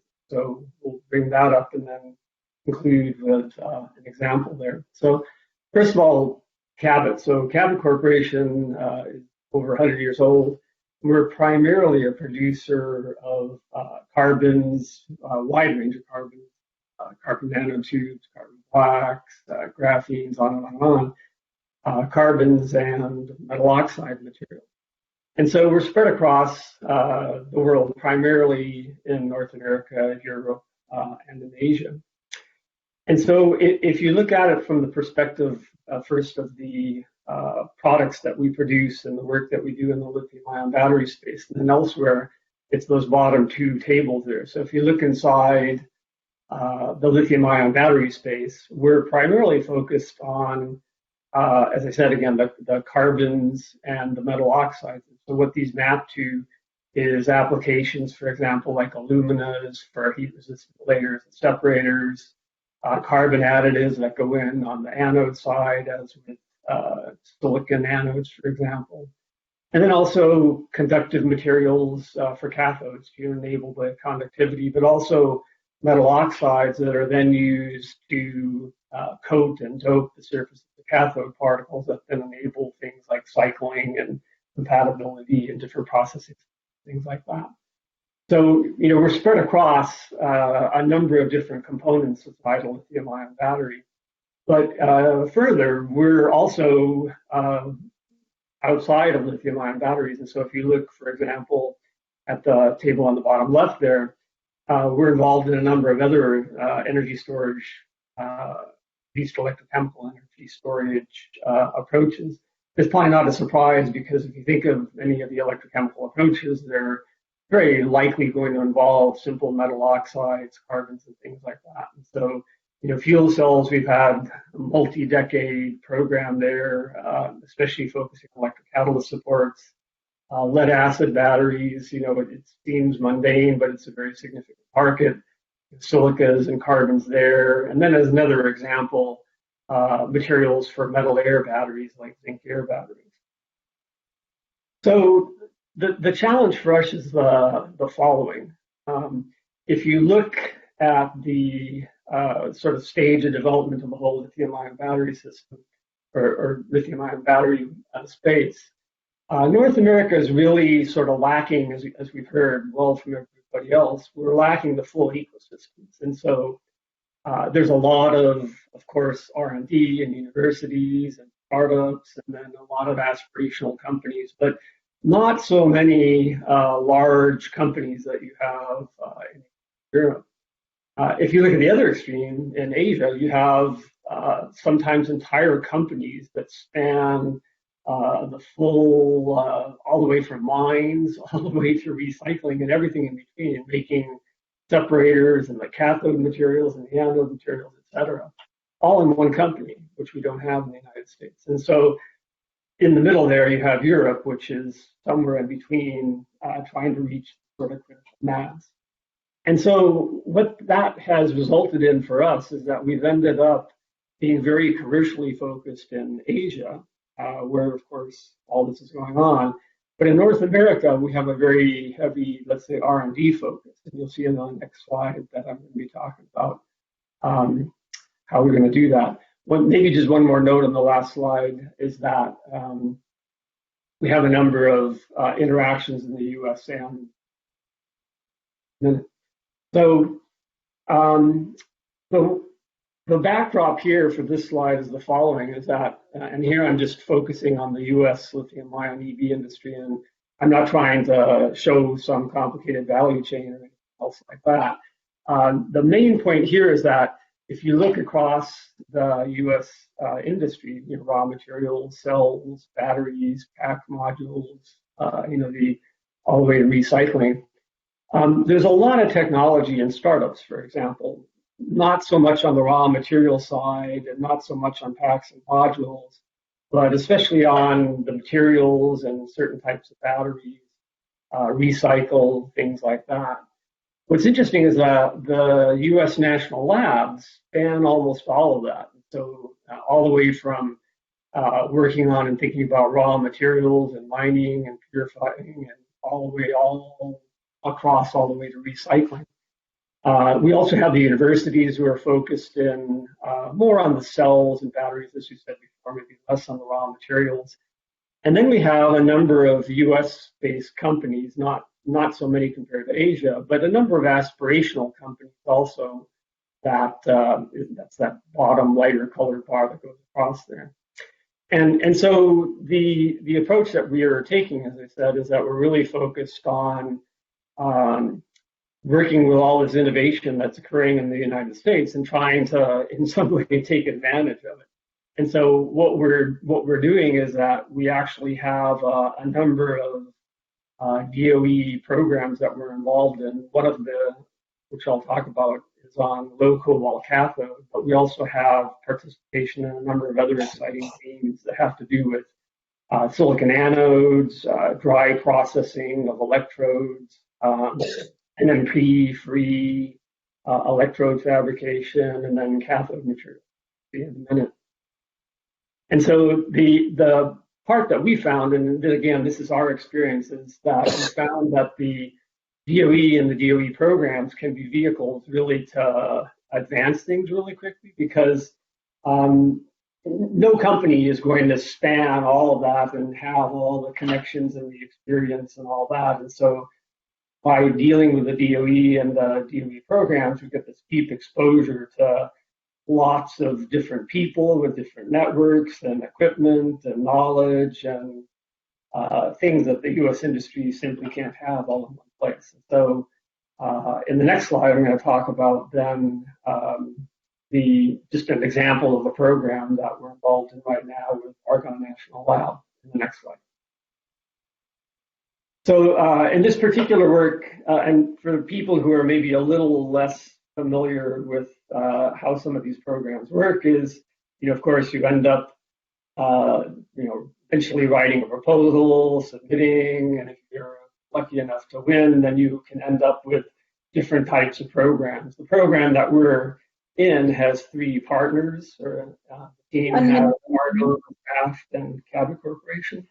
And it's got some funds in where we're also matching, which is a common way of doing this whole thing. This particular program is focused on a gas phase manufacturing group for making low cobalt lithium ion battery cathode materials. And there's a couple of different ways that we're exploring inside this that are called spray pyrolysis and flame spray pyrolysis.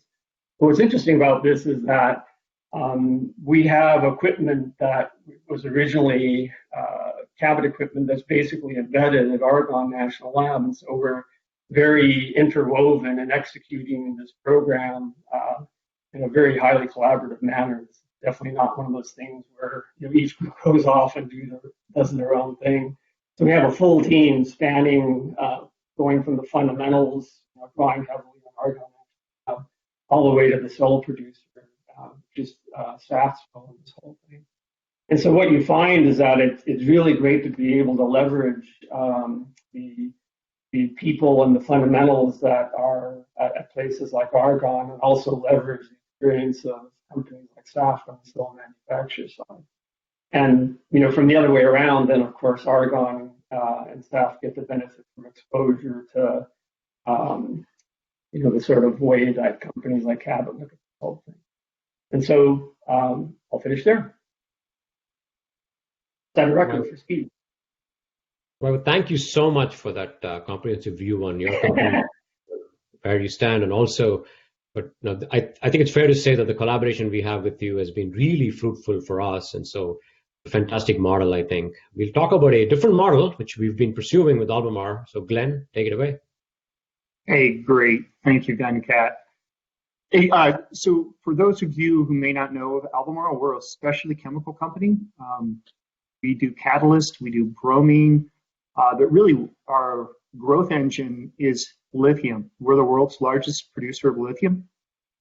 This picture that I'm showing here is really the one of our key resources in the world. It's the Salar de Atacama flat, below which we have brines that contain lithium. I'll show you this in a few more charts and a little bit more context.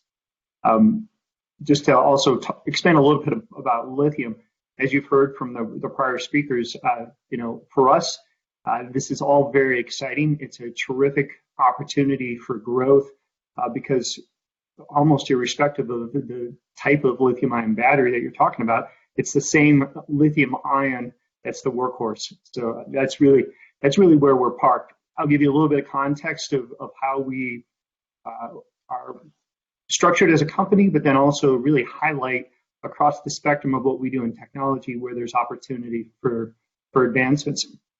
So we, as part of the key products that we sell into the battery industry, today we sell a lot of lithium hydroxide and carbonate, and it's largely used in the cathode side of the battery, but increasingly there's opportunities that are being developed to use more lithium in the anode. And we'll talk about that here in a little bit more. But you can see some of the products that we sell today. A key to our business structure is really how we're integrated vertically here.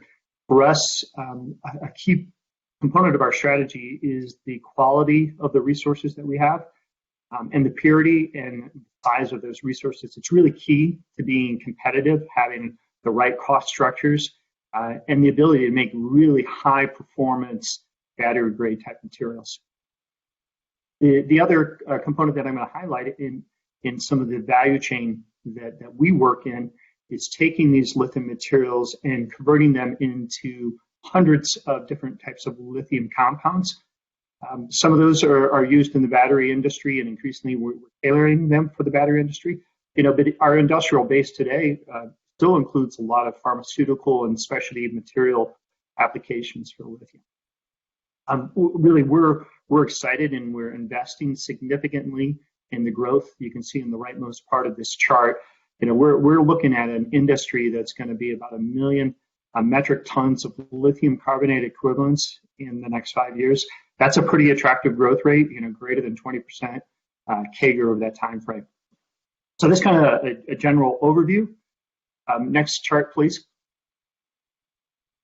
So I wanted to give you a flavor for what I think about when we reference technology in this space. It goes from the minerals on the left-hand side all the way to the market on the right-hand side. When you start maybe at the resource, it's just really exciting when you start seeing some of the technology advancements that are possible here. We have 4D models of our reservoirs, for example, that we can use to really precisely understand where the resources are located today, how they'll move over time. And really, this gives us a lot of intelligence around how to use them more sustainably. And that's really key to our operations. Hydrogeology, for example, is one area of science and technology that we continue to advance. And there's room and there's opportunity to do that even better. But once you get the lithium out of the ground, whether that comes out in the form of a brine or if it's a hard rock, the next part is really about extracting the lithium. A lot of chemical science associated with that. And the key here is, how do you make sure that you're recovering as much lithium as you can for every liter of brine that you pump or for every kilogram of hard rock that you mine? That's the key to sustainability. That's key to good stewardship and using these resources. And what's exciting is that there's phenomenal advances potentially on directly extracting that lithium out, purifying it to higher degrees. And then as you progress this lithium to the right, the next part is actually in converting it to the final lithium compound. You can do all the way to lithium metal, or you can create derivatives in between. The thing that we really are developing a lot of momentum around, and this is in partnership with the national laboratories, and it's in close collaboration with our customers, are developing these advanced materials of lithium. We mentioned a little bit previously some of the materials that go into the cathode today. In the future, when we move to lithium metal anodes, they'll end up on the other side of the battery. Between then and now, there's a lot of opportunity. We're also finding for new forms of lithium, for example, that can help pre-lithiate and offset some of the irreversible loss of lithium that happens during the formation of battery cells. So that's a key area of technology advance that, again, we're working with the national laboratories. All the way on the right-hand side of this chart is something that I really want to emphasize, and I've heard it illustrated in some of the capabilities that the national laboratories are emphasizing. I know it's happening in industry across the board, but for us, it's really key, and that's data science. There's so much information, whether it's in our resource, in our chemical processes, or in our research laboratories on making new materials. The ability to aggregate this data to better understand and better link what's technically possible, what's physically possible in these materials, to what commercially matters is key. So, this vision that we have with data science is really to link across this whole value chain so that we do a better job of optimizing our resources. So that's kind of the broad spectrum view of some of our technologies. On the next slide, if we could change to that one, please. What I wanted to show are some of the lithium resources we really have the privilege to have as part of our company today.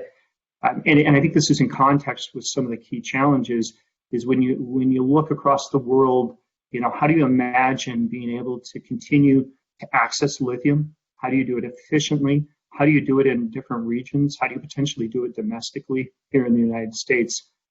So as I mentioned before, we're fortunate. We have some of the world's best quality resources. Beginning on the left-hand side with brine resources. I showed you a zoomed-in view of one of the resources that we operate in Chile. That's in the Salar de Atacama in the upper left-hand corner. But you might not have noticed this in some of the previous charts by other speakers, but there are actual U.S. Resources for lithium, and we operate a resource in Nevada, in Silver Peak, Nevada. There's a picture there of that resource. It's a brine resource, and we produce commercially out of that today. In the center column here is an increasing area of activity, I think, across the world is using hard rock, a spodumene, typically resource, but this can span all the way, potentially even clays. A lot of that activity, as you may know, is happening in Australia, Western Australia in particular. A couple of our resources are located there and are highlighted in these pictures, Greenbushes and Wodgina. But another resource that is of that same type of material is actually here in the United States. It's in a location of North Carolina, right near Charlotte, where I'm from. It's Kings Mountain, North Carolina. So this is a resource, and all of these together, they represent opportunities if we have advances in technologies that we can make more and more economically viable and competitive. In the last part of the right part of this chart, the upper right-hand corner, I point out one of the other resources that we fortunate to have access to are oil field brines. Again, that's an area where I think the U.S. could potentially develop in the future. Last slide, please.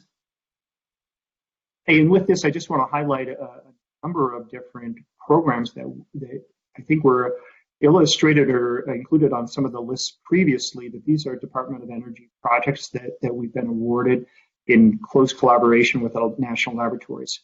And these are examples that span that spectrum of minerals to market, as we talked about before.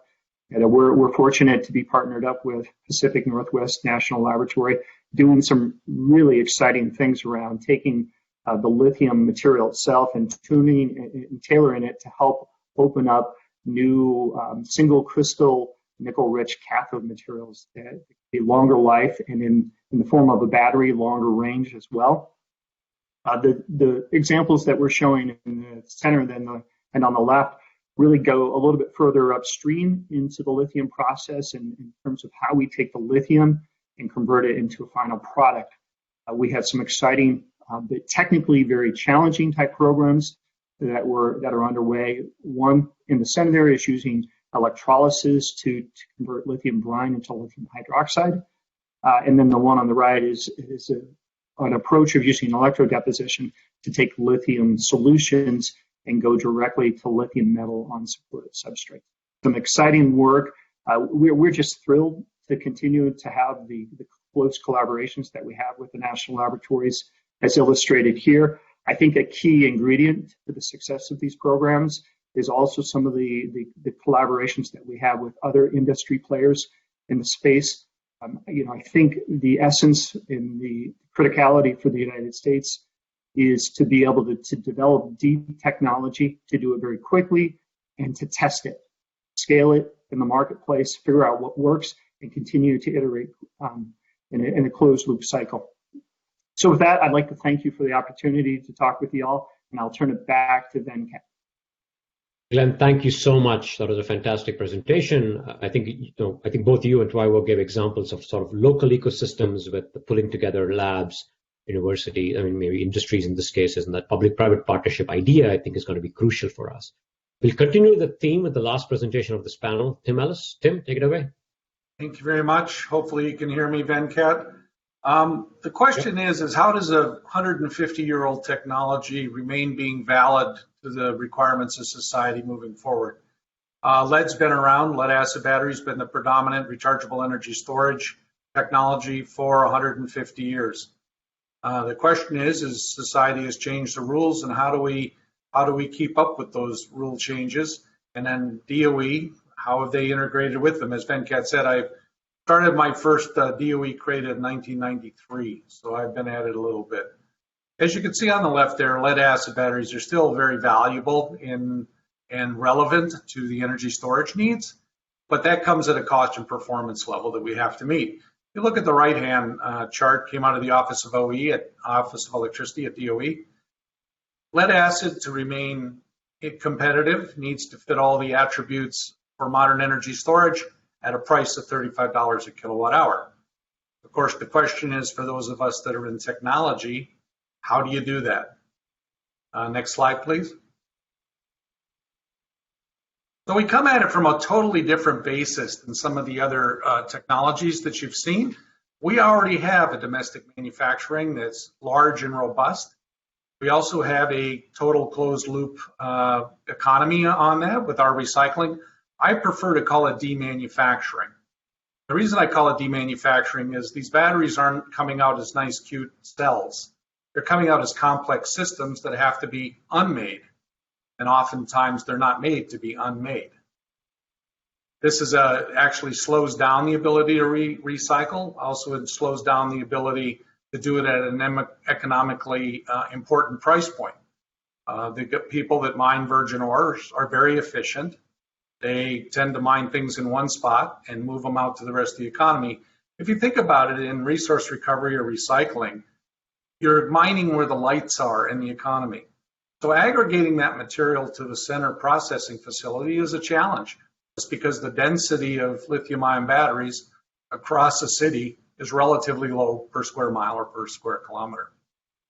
So to move lead acid batteries forward, we're actually looking at 3 distinct research and development areas that fit right perfectly into where DOE's facilities and expertise lands. The first one is advanced product architecture. In lead acid batteries, you basically have 3 opportunities, and changing the product architecture is an important one. The basic design of a lead acid batteries remain constant for almost 100 years. We have flat plates, we have material on those plates, and we assemble those batteries. Increasingly, though, to increase the efficiency of a lead acid battery, we need to reduce the amount of lead. So what we want to do is get the lead out of there that pretty much is not being useful to the performance of the battery. One technology to do that is bipolar batteries, which actually will be looking in some of the FOAs on advanced manufacturing as an industry. The next one is to increase the materials utilization. This is probably the most important one for us to hit that $35 per kilowatt hour metric. Right now, the average lead acid battery is only using about 40% of the active material contained in that battery. We can hit $35 a kilowatt hour by just increasing that to 70%. And that's been a huge effort that the industry has put into working with Argonne and some of the other laboratories. Basically, where this comes from is for 150 years, nobody really understood how a lead acid battery worked. It just worked.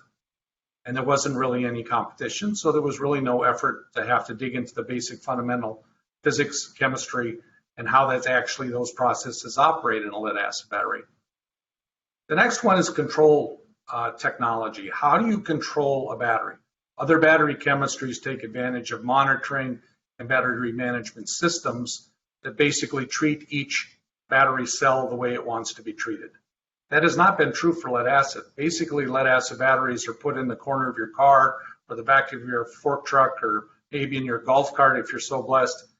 And it's supposed to put up with whatever the duty cycle is and whatever the way the charger systems want to treat it.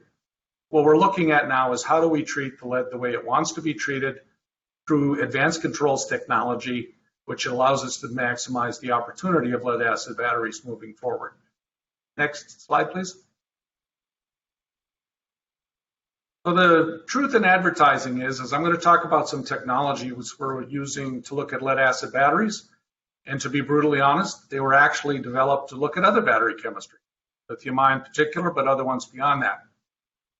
So we've been working with the advanced photon source that happens to be up at Argonne. It's one of the world's brightest X-ray machines.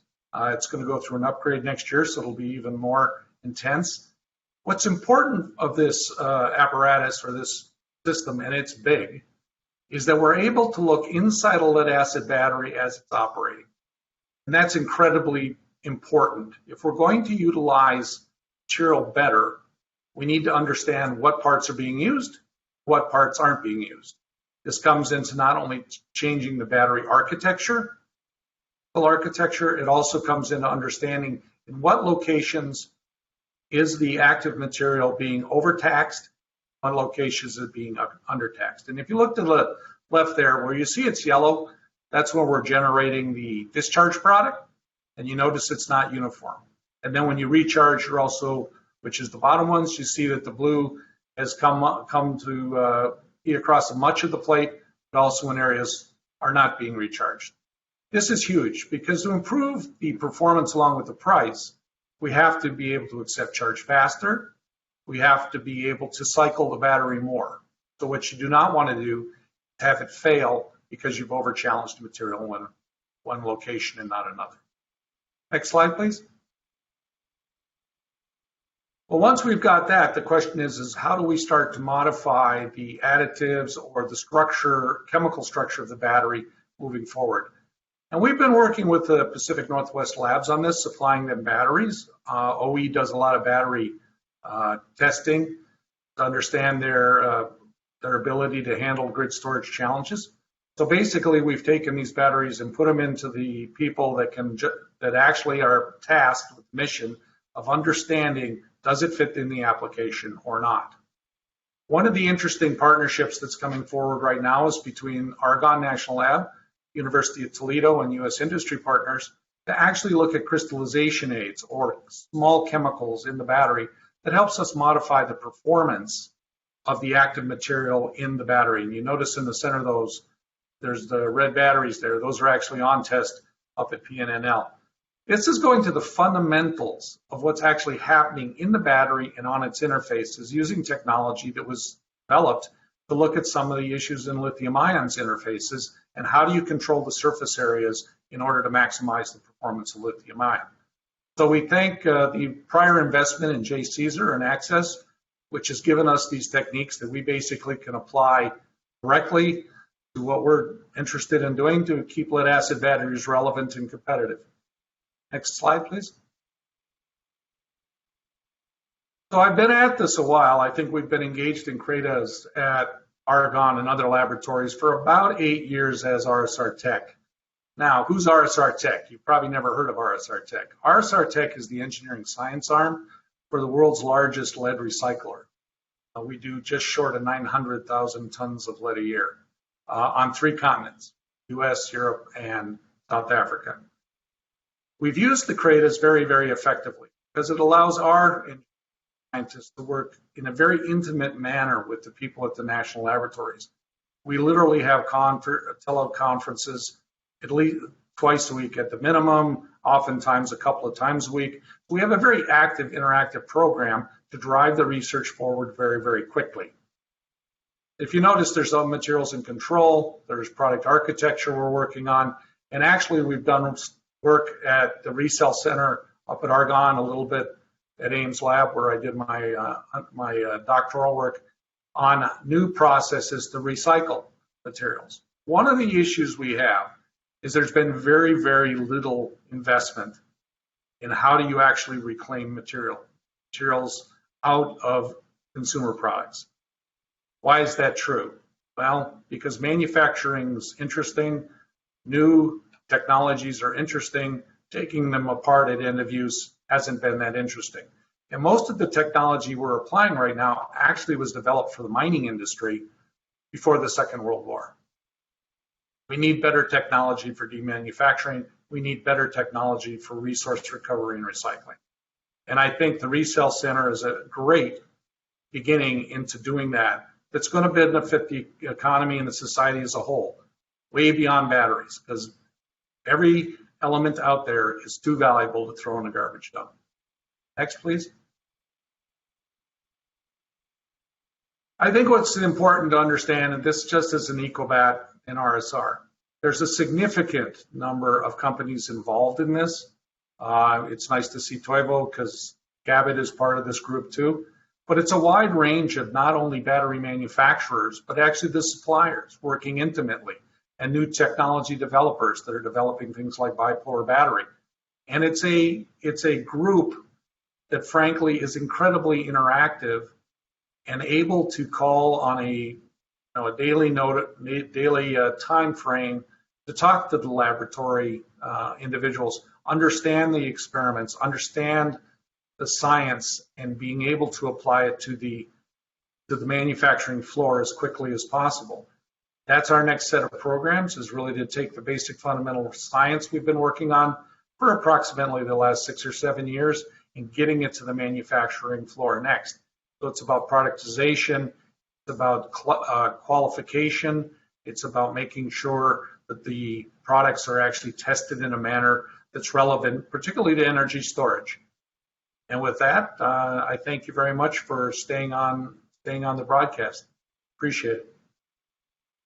Thank you so much, Tim. I think it's fair to say that you guys have thought a lot about how to take a technology that is old, but how to reinvent it in ways in which it can be absolutely current, and trying to use facilities like the photon source, which can be hard to understand sometimes, but you guys have done a fantastic job utilizing that, I think. So, and I just wanted to say, all 4 panelists, right, hopefully they gave you a sense for how the national lab systems can be useful, how public-private partnerships along with other companies and other labs can provide a wonderful opportunity to sort of build out competitiveness and find a way to kind of make sure that we're able to keep technology moving and produce things in the United States. I want to finish by sort of saying a couple of things. One is, I know there have been a lot of questions that have come up, and we have half hour left of tours and things of that nature, and we'll try to get to them. We apologize that we haven't had time during the presentation to get the questions answered by the panelists. What we will do is we will take all the questions that are in the Q&A function, get the answers working with the panelists, and in the website we will post the answers to those questions, meaning we'll have an FAQ where we'll tell you exactly what those answers are to the questions where possible. So I'm same website where you registered, I guess around that. So if somebody can send up, that'll be fantastic. Please go to that. We'll send an email to everybody communicating that we have questions there along with the video. I want to thank everybody in today's panels. Before we go to the tours, I just want to say thank you to all the panelists for taking the time. I know it's been a busy day. I think it gave us a sense for the kinds of opportunities we have, the challenges we have, what we're doing in the federal government, what we're doing in the industrial side of things, how you're leveraging the national lab systems and the universities in the country to create an ecosystem around energy storage. We heard about lithium batteries, we heard about non-lithium batteries, we heard about industrial use. I think we've seen all sorts of different variants. I wish we were all sitting in the same room so that we can go off and have conversations next to drinking coffee or having lunch. Unfortunately, we are in COVID times. I'm hoping 2021 gives us a chance to continue the conversation so that we can start to think deeply about how we can look at energy storage for both transportation and grid, go beyond batteries and start to think about different technologies, and ultimately get to US manufacturing and ensure that we're able to kind of do the things that we are all hoping we would do. So thanks to the panelists. What we're going to do now is we're going to jump to a virtual tour. It's an interesting way in which we're trying to kind of showcase a couple of facilities at Argonne. I'll start off by introducing the three tour guides. The first is Ozge Kavsioglu. Ozge is a principal materials scientist in the newly expanded Materials Engineering Research Facility, the MERF facility, which is our material scale-up facility. Ozge is going to show you a sort of a reactor called the Taylor vortex reactor. Essentially, it's a way for us to make cathode materials and even solid electrolytes with controlled morphology. So she'll tell you more about that. Once we finish the tour of the Taylor vortex reactor, we'll go to James Gilbert, who's an assistant materials scientist at Argonne's Cell Analysis Modeling and Prototyping Facility, or CAMP. CAMP is essentially a facility where we can make full-size prototype battery electrodes and cells using a semi-pilot, semi-automatic equipment in a dry room environment. So that's the sort of the big catch there. We work a lot with companies in both the MERF and the CAMP, and I think you'll hear more from James in terms of what we're doing at the CAMP facility. And then we'll jump back to the MERF facility to see Joe Libera, who actually is looking at a flame spray pyrolysis process. This is the one that Toivo told you about in his presentation. So we're working closely with Cabot on that particular process. This technique we've been using to make battery materials, especially solid electrolytes, and Joe can tell you a little bit more about how the process works and the kinds of controls we can. So let's get started on the tour, and we'll start with Ozge at the MERF facility. Ozge?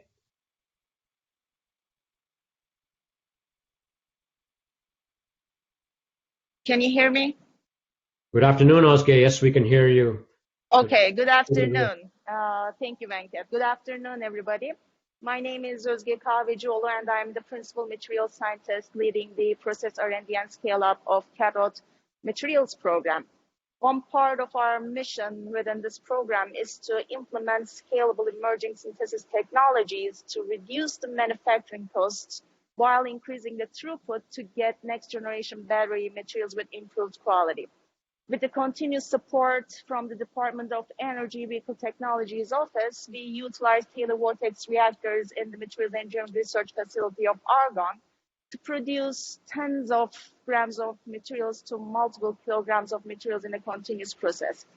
So the Taylor vortex reactors are being used for the past couple of years as alternatives to the commonly used continuous or batch mode tank reactors in industry, which we call CSTRs.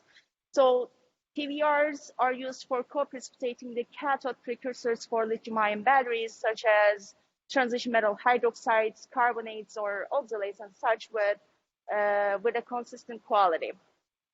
So these reactors, there are main advantages of TVRs over the CSTRs, simply because of their simple design that has no dead zone inside the reactor, eliminating the concentration and temperature gradients.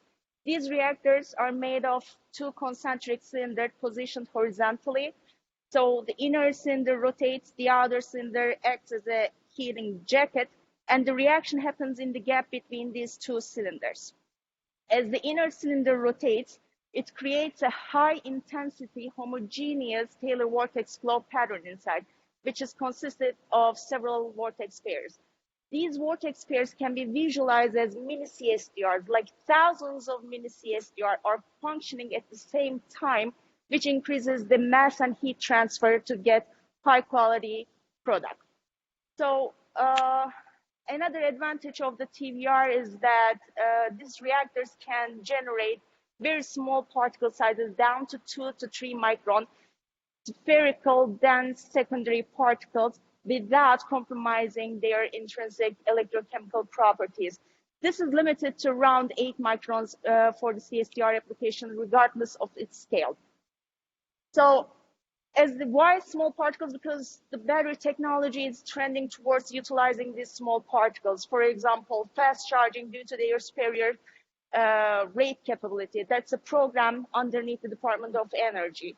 For example, thicker electrode loadings with a graded bilayer coating approach, which is a program at Oak Ridge National Lab and supported by Department of Energy. As we go to nickel-rich compositions or LNO-based compositions, advanced particle coatings become important. Volexion, a chain reactions innovation program awardee, uses their proprietary graphene coatings on 2-3 micron size and MC chemistries that we provided. Or another popular one, which is the PPG's proprietary aqueous phase electrode manufacturing. So all these processes require very good performing small particles, which TVR can provide that.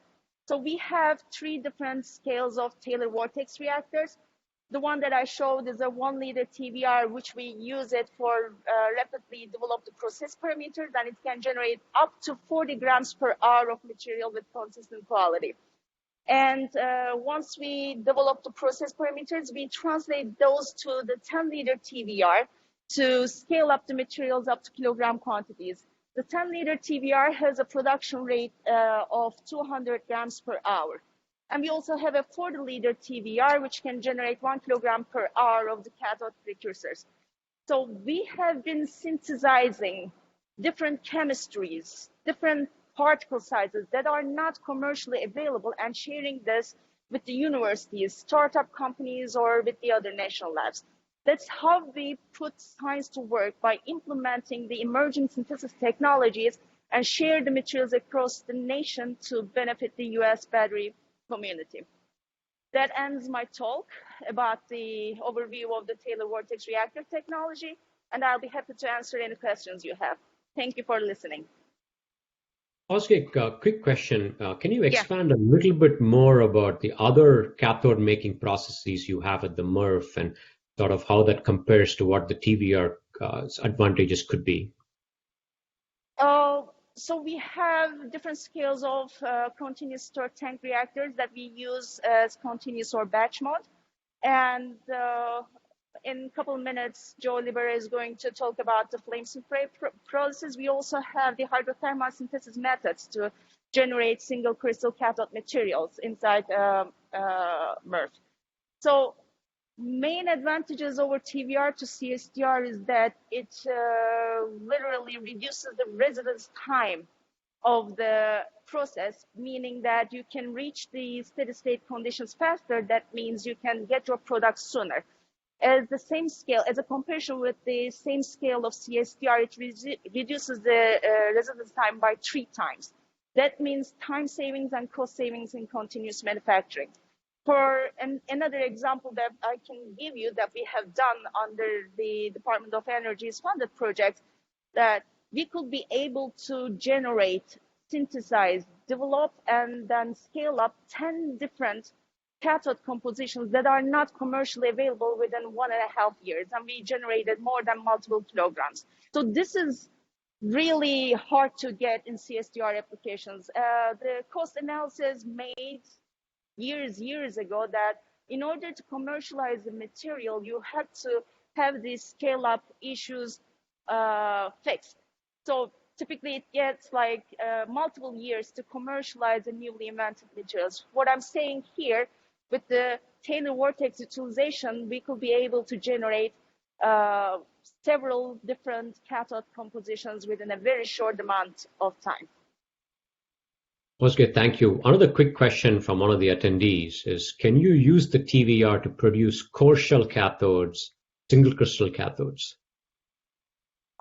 As for the single crystals, it requires a little bit more temperature to put in, and maybe a pressurized Taylor vortex reactor can be used. Actually, in fact, we have a patent that we can modify the reactor to make it pressurized. As for the core shell, yes, it has been done. So basically, you just put your core material inside the reactor and feed in the new transition metal sulfate solutions. Yes, it can be done. Thank you, Oscar. And thank you for taking the time to do the tour. Now let's go to the Sure. camp facility.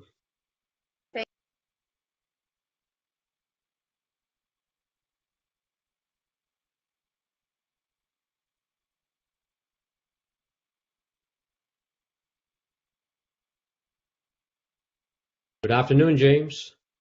Hi, good afternoon. Can you hear me?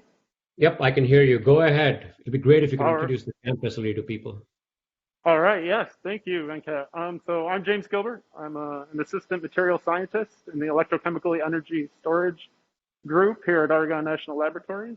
I'm standing here in the dry room of the camp facility where we make prototype electrodes and cells that are relevant to industry scale. So the camp facility is supported by the DOE Vehicle Technologies Office, but we work with many other groups around the world. So you just heard from the MRF facility from OSGE.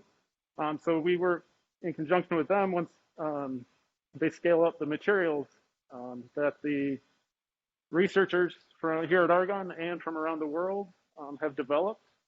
Typically, a researcher will develop on the gram scale, and they can make little button cells or coin cells out of that. These are typically about 5 milliamp hours. And so they do a lot of screening in this type of format in order to get good results. Once a material looks promising, then they work with the MRF facility to scale that up to the larger sizes. So typically, the researcher uses gram scale, but then the MRF facility can scale up to hundreds of grams, even up to some kilos. So once we get those materials, then I have a couple examples here. So we have just graphite materials for the anode, and then lithium metal oxide materials for the cathode. So we take these, and then we can make slurries. So we typically do slurries with various mixers here in the dry room, from the 20 milliliter to about the 2-liter size scale.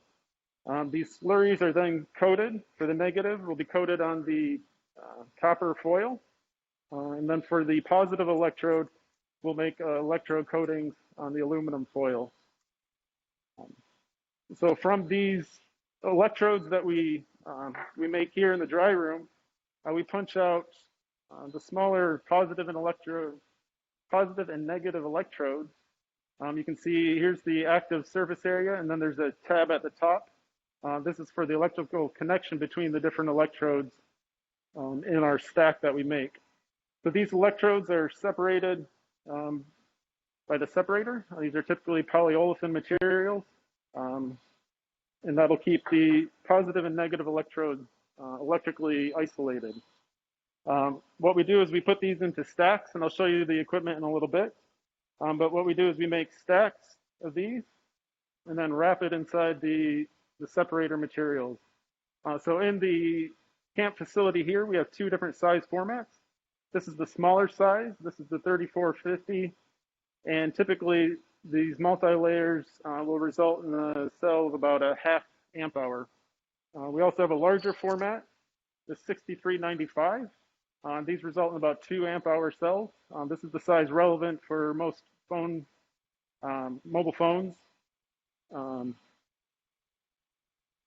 for those.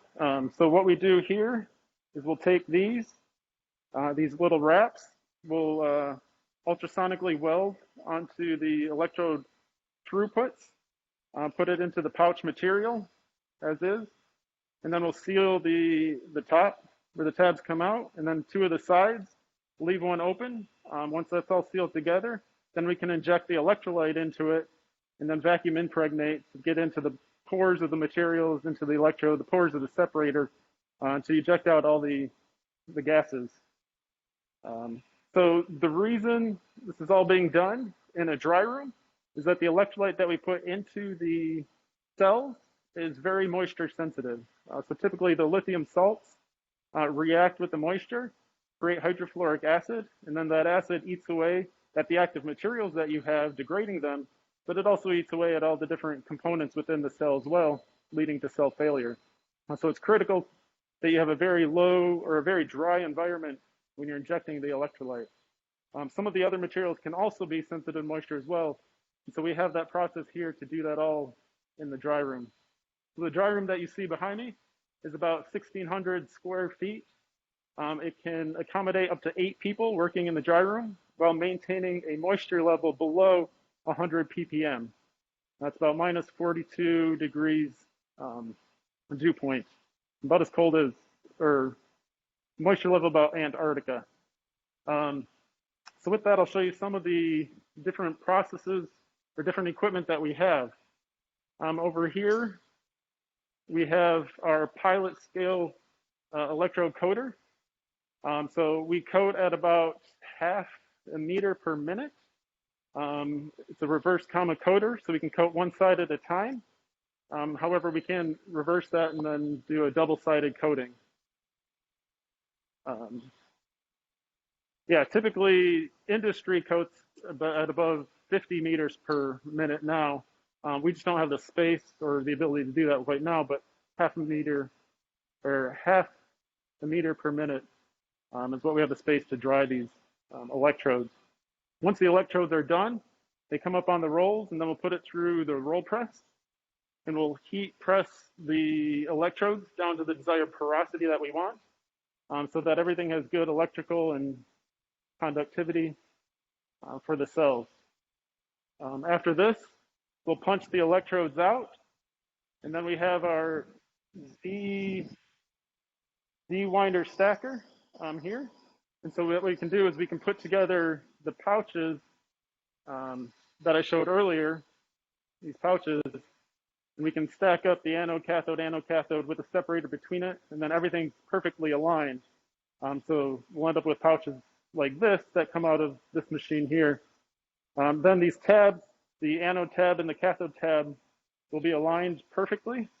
And then we'll go to the ultrasonic welder, which is here, and we'll tab the electrical throughput for our pouch material. Once that's done, we have the tab area sealer, which is the top where the tabs are, and then the side area sealer, which will seal the different sides.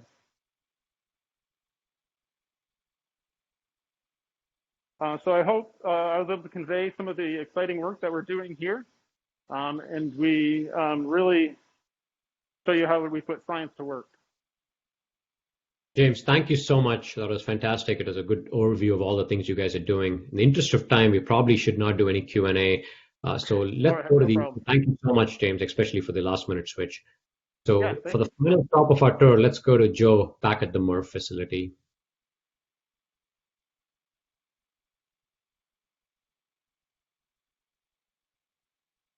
Hi, Joe, can you hear me? Yes, thanks, Venkat.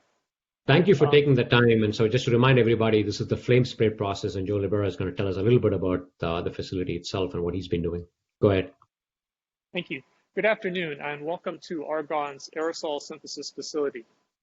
In this facility, we research aerosol technologies to develop commercial-scale production of powders for energy storage. In this facility, we use both flame spray pyrolysis and spray pyrolysis to manufacture lithium-ion cathode phase powders and also solid-state electrolyte for solid-state batteries. So let me start by describing FSP. So in FSP, we use solutions of organic or inorganic metal salts, flammable solutions. As you can see here, there's a video of some synthesis where we're producing aluminum-doped LLZO. The liquid is sprayed here, and by the time you exit the flame, you have nanoparticles of your target phase. So this facility was established in January 2018 with the support of Department of Energy's Vehicle Technologies Office. And in our first few years, our main programs have been the development of low cobalt cathode powders, solid state electrolyte, and also platinum titanium catalyst for Bioenergy Technologies Office. So from the start, we've had the support of the Manufacturing Science and Engineering Initiative here at the MERP to develop an advanced suite of diagnostics. This suite consists of planar laser-induced fluorescence imaging, optical emission flame spectroscopy, Raman spectroscopy, and scanning mobility particle sizing. Together, this suite of tools provides a powerful means to understand flame chemistry and combustion properties and relate them to the resulting material properties. Now, over here, here's an example of planar laser-induced fluorescence data taken on a solvent flame right here in this facility. So due to the exceptional complexity and scale of the data that we have here, we've piloted machine learning efforts aimed at accelerating our understanding of this process. This effort leverages the manufacturing data and machine learning tool at MERF, which connects our vast amount of data to Argonne supercomputer for real-time machine learning and optimization. So in contrast to the flame spray process, we have the spray process, spray pyrolysis process. The big difference here is that we have aqueous solutions of inorganic salts. And in this case, droplets are generated here in the generator and are carried by air through a tube furnace where the droplets are dried, and then they react in solid state to form the required phase that we're looking for. And finally, the materials are collected in a bag house. So again, from droplets to finished powder in very short length scale. Now, it's really helpful to us to have both spray pyrolysis and flame spray pyrolysis. Together, we have a synergistic perspective on material synthesis by aerosol means. So let me talk a little bit about our two main programs. So the Vehicle Technologies Office has sponsored us for a low cobalt cathode phase development, as you heard earlier from Toivo. And that's the project here. And we are, in that project, we're trying to develop commercial production of phases that are ready to go, that we're not researching new phases, but we're just trying to commercially develop them. The Vehicle Technologies Office has also sponsored our solid state electrolyte research, where the goal there is also to establish commercial scale production of aluminum doped LLZO and to make large quantities available to all the DOE programs that are doing solid state battery research using that material. So here we have shown so far in a couple of years that we have some good practical approaches to using aerosol synthesis for the production of both battery cathodes and solid state electrolytes. But we also have the ability to make a wide range of materials beyond these two, including like the catalyst I gave, for example. And thank you for your attention. Joe, thank you. There was a question that came up when Toivo was presenting related to what you could do with spray pyrolysis in terms of tap density of cathodes, meaning can you make high tap density materials with, say, particle size greater than 10 microns? Well, that's a bit of a challenge. We definitely are uphill on that point. So in our low cobalt, we are achieving over 2 on tap density. So it's a little bit short of the state of the art, but that's something we're working on. And I guess related to that, a question came up about needing to anneal this powders. Do you have to anneal the powders afterwards, or are there any opportunities to sort of combine things? Well, the home run is, in fact, that you get the material ready to use right after either of these processes. And it's certainly true for a lot of cases, especially the simplest materials.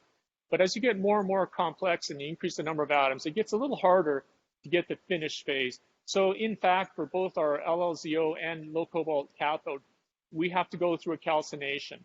Now, it's also possible in aerosol synthesis to, instead of having a short tube furnace, have a really long one, and you can potentially finish it all like in line. So we're exploring all those possibilities. Thank you, Joe. I appreciate that. And thanks to all three of you for taking the time to do this tour. So thank you. Thank you. So that concludes the virtual tour of the Argonne's R&D facilities. I did want to take a second or so just to make sure that we close this presentation by saying a couple of things. One, I just want to again thank all the panelists for taking the time. It's, everybody's busy, and they took the time to sort of tell you a little bit about all the different aspects of how do you compete in the United States, what kind of global competition are we facing in this space, how can we learn lessons from other industries in terms of what we could do, what the federal government is doing, what our industry is doing. How are we trying to ensure that we're leveraging all the ecosystem that is around us in the United States to make sure that we stay competitive? And finally, I hope you all got a sense for how the national lab systems have been trying to do their part and thinking about how we could utilize what we have and make it easy for companies to come and work with us. So certainly that is something that is absolutely, hopefully, of interest to all of you. Thank you for taking the time to stay as part of this meeting. I think we've learned a lot, and I hope that you feel like you've learned a lot. Like I said before, the videos that are presented today and the slides will be on the website, and hopefully you know the address by now. So we'll send you an email when that is available for you to go check. We'll also take all the questions that were not answered, make sure that we get the answer from the panelists, and try to put it as a frequently asked questions on the website so that you have the answers to them at some point in the future where possible. If you have any other questions or if you want to reach us, please send an email to the address that you see there, energystorage@anl.gov. We'll be happy to sort of make sure that we sort of interact with you and talk to you and see how we can help you. This webinar is part of a series that Argonne has been holding. This is the second of a series. The first one is actually on water technologies, and we have a lot of exciting plans for the future. Our next episode of the webinar series is going to focus on artificial intelligence to better scale up materials. You heard a little bit of that when Joe was talking about how we've been trying to use data science to help us with scaling and manufacturing. We're hoping to focus more on that concept in January, so I hope you can come and join us. So thank you all for taking the time to attend the webinar. This concludes our webinar. Thank you, and have a great day.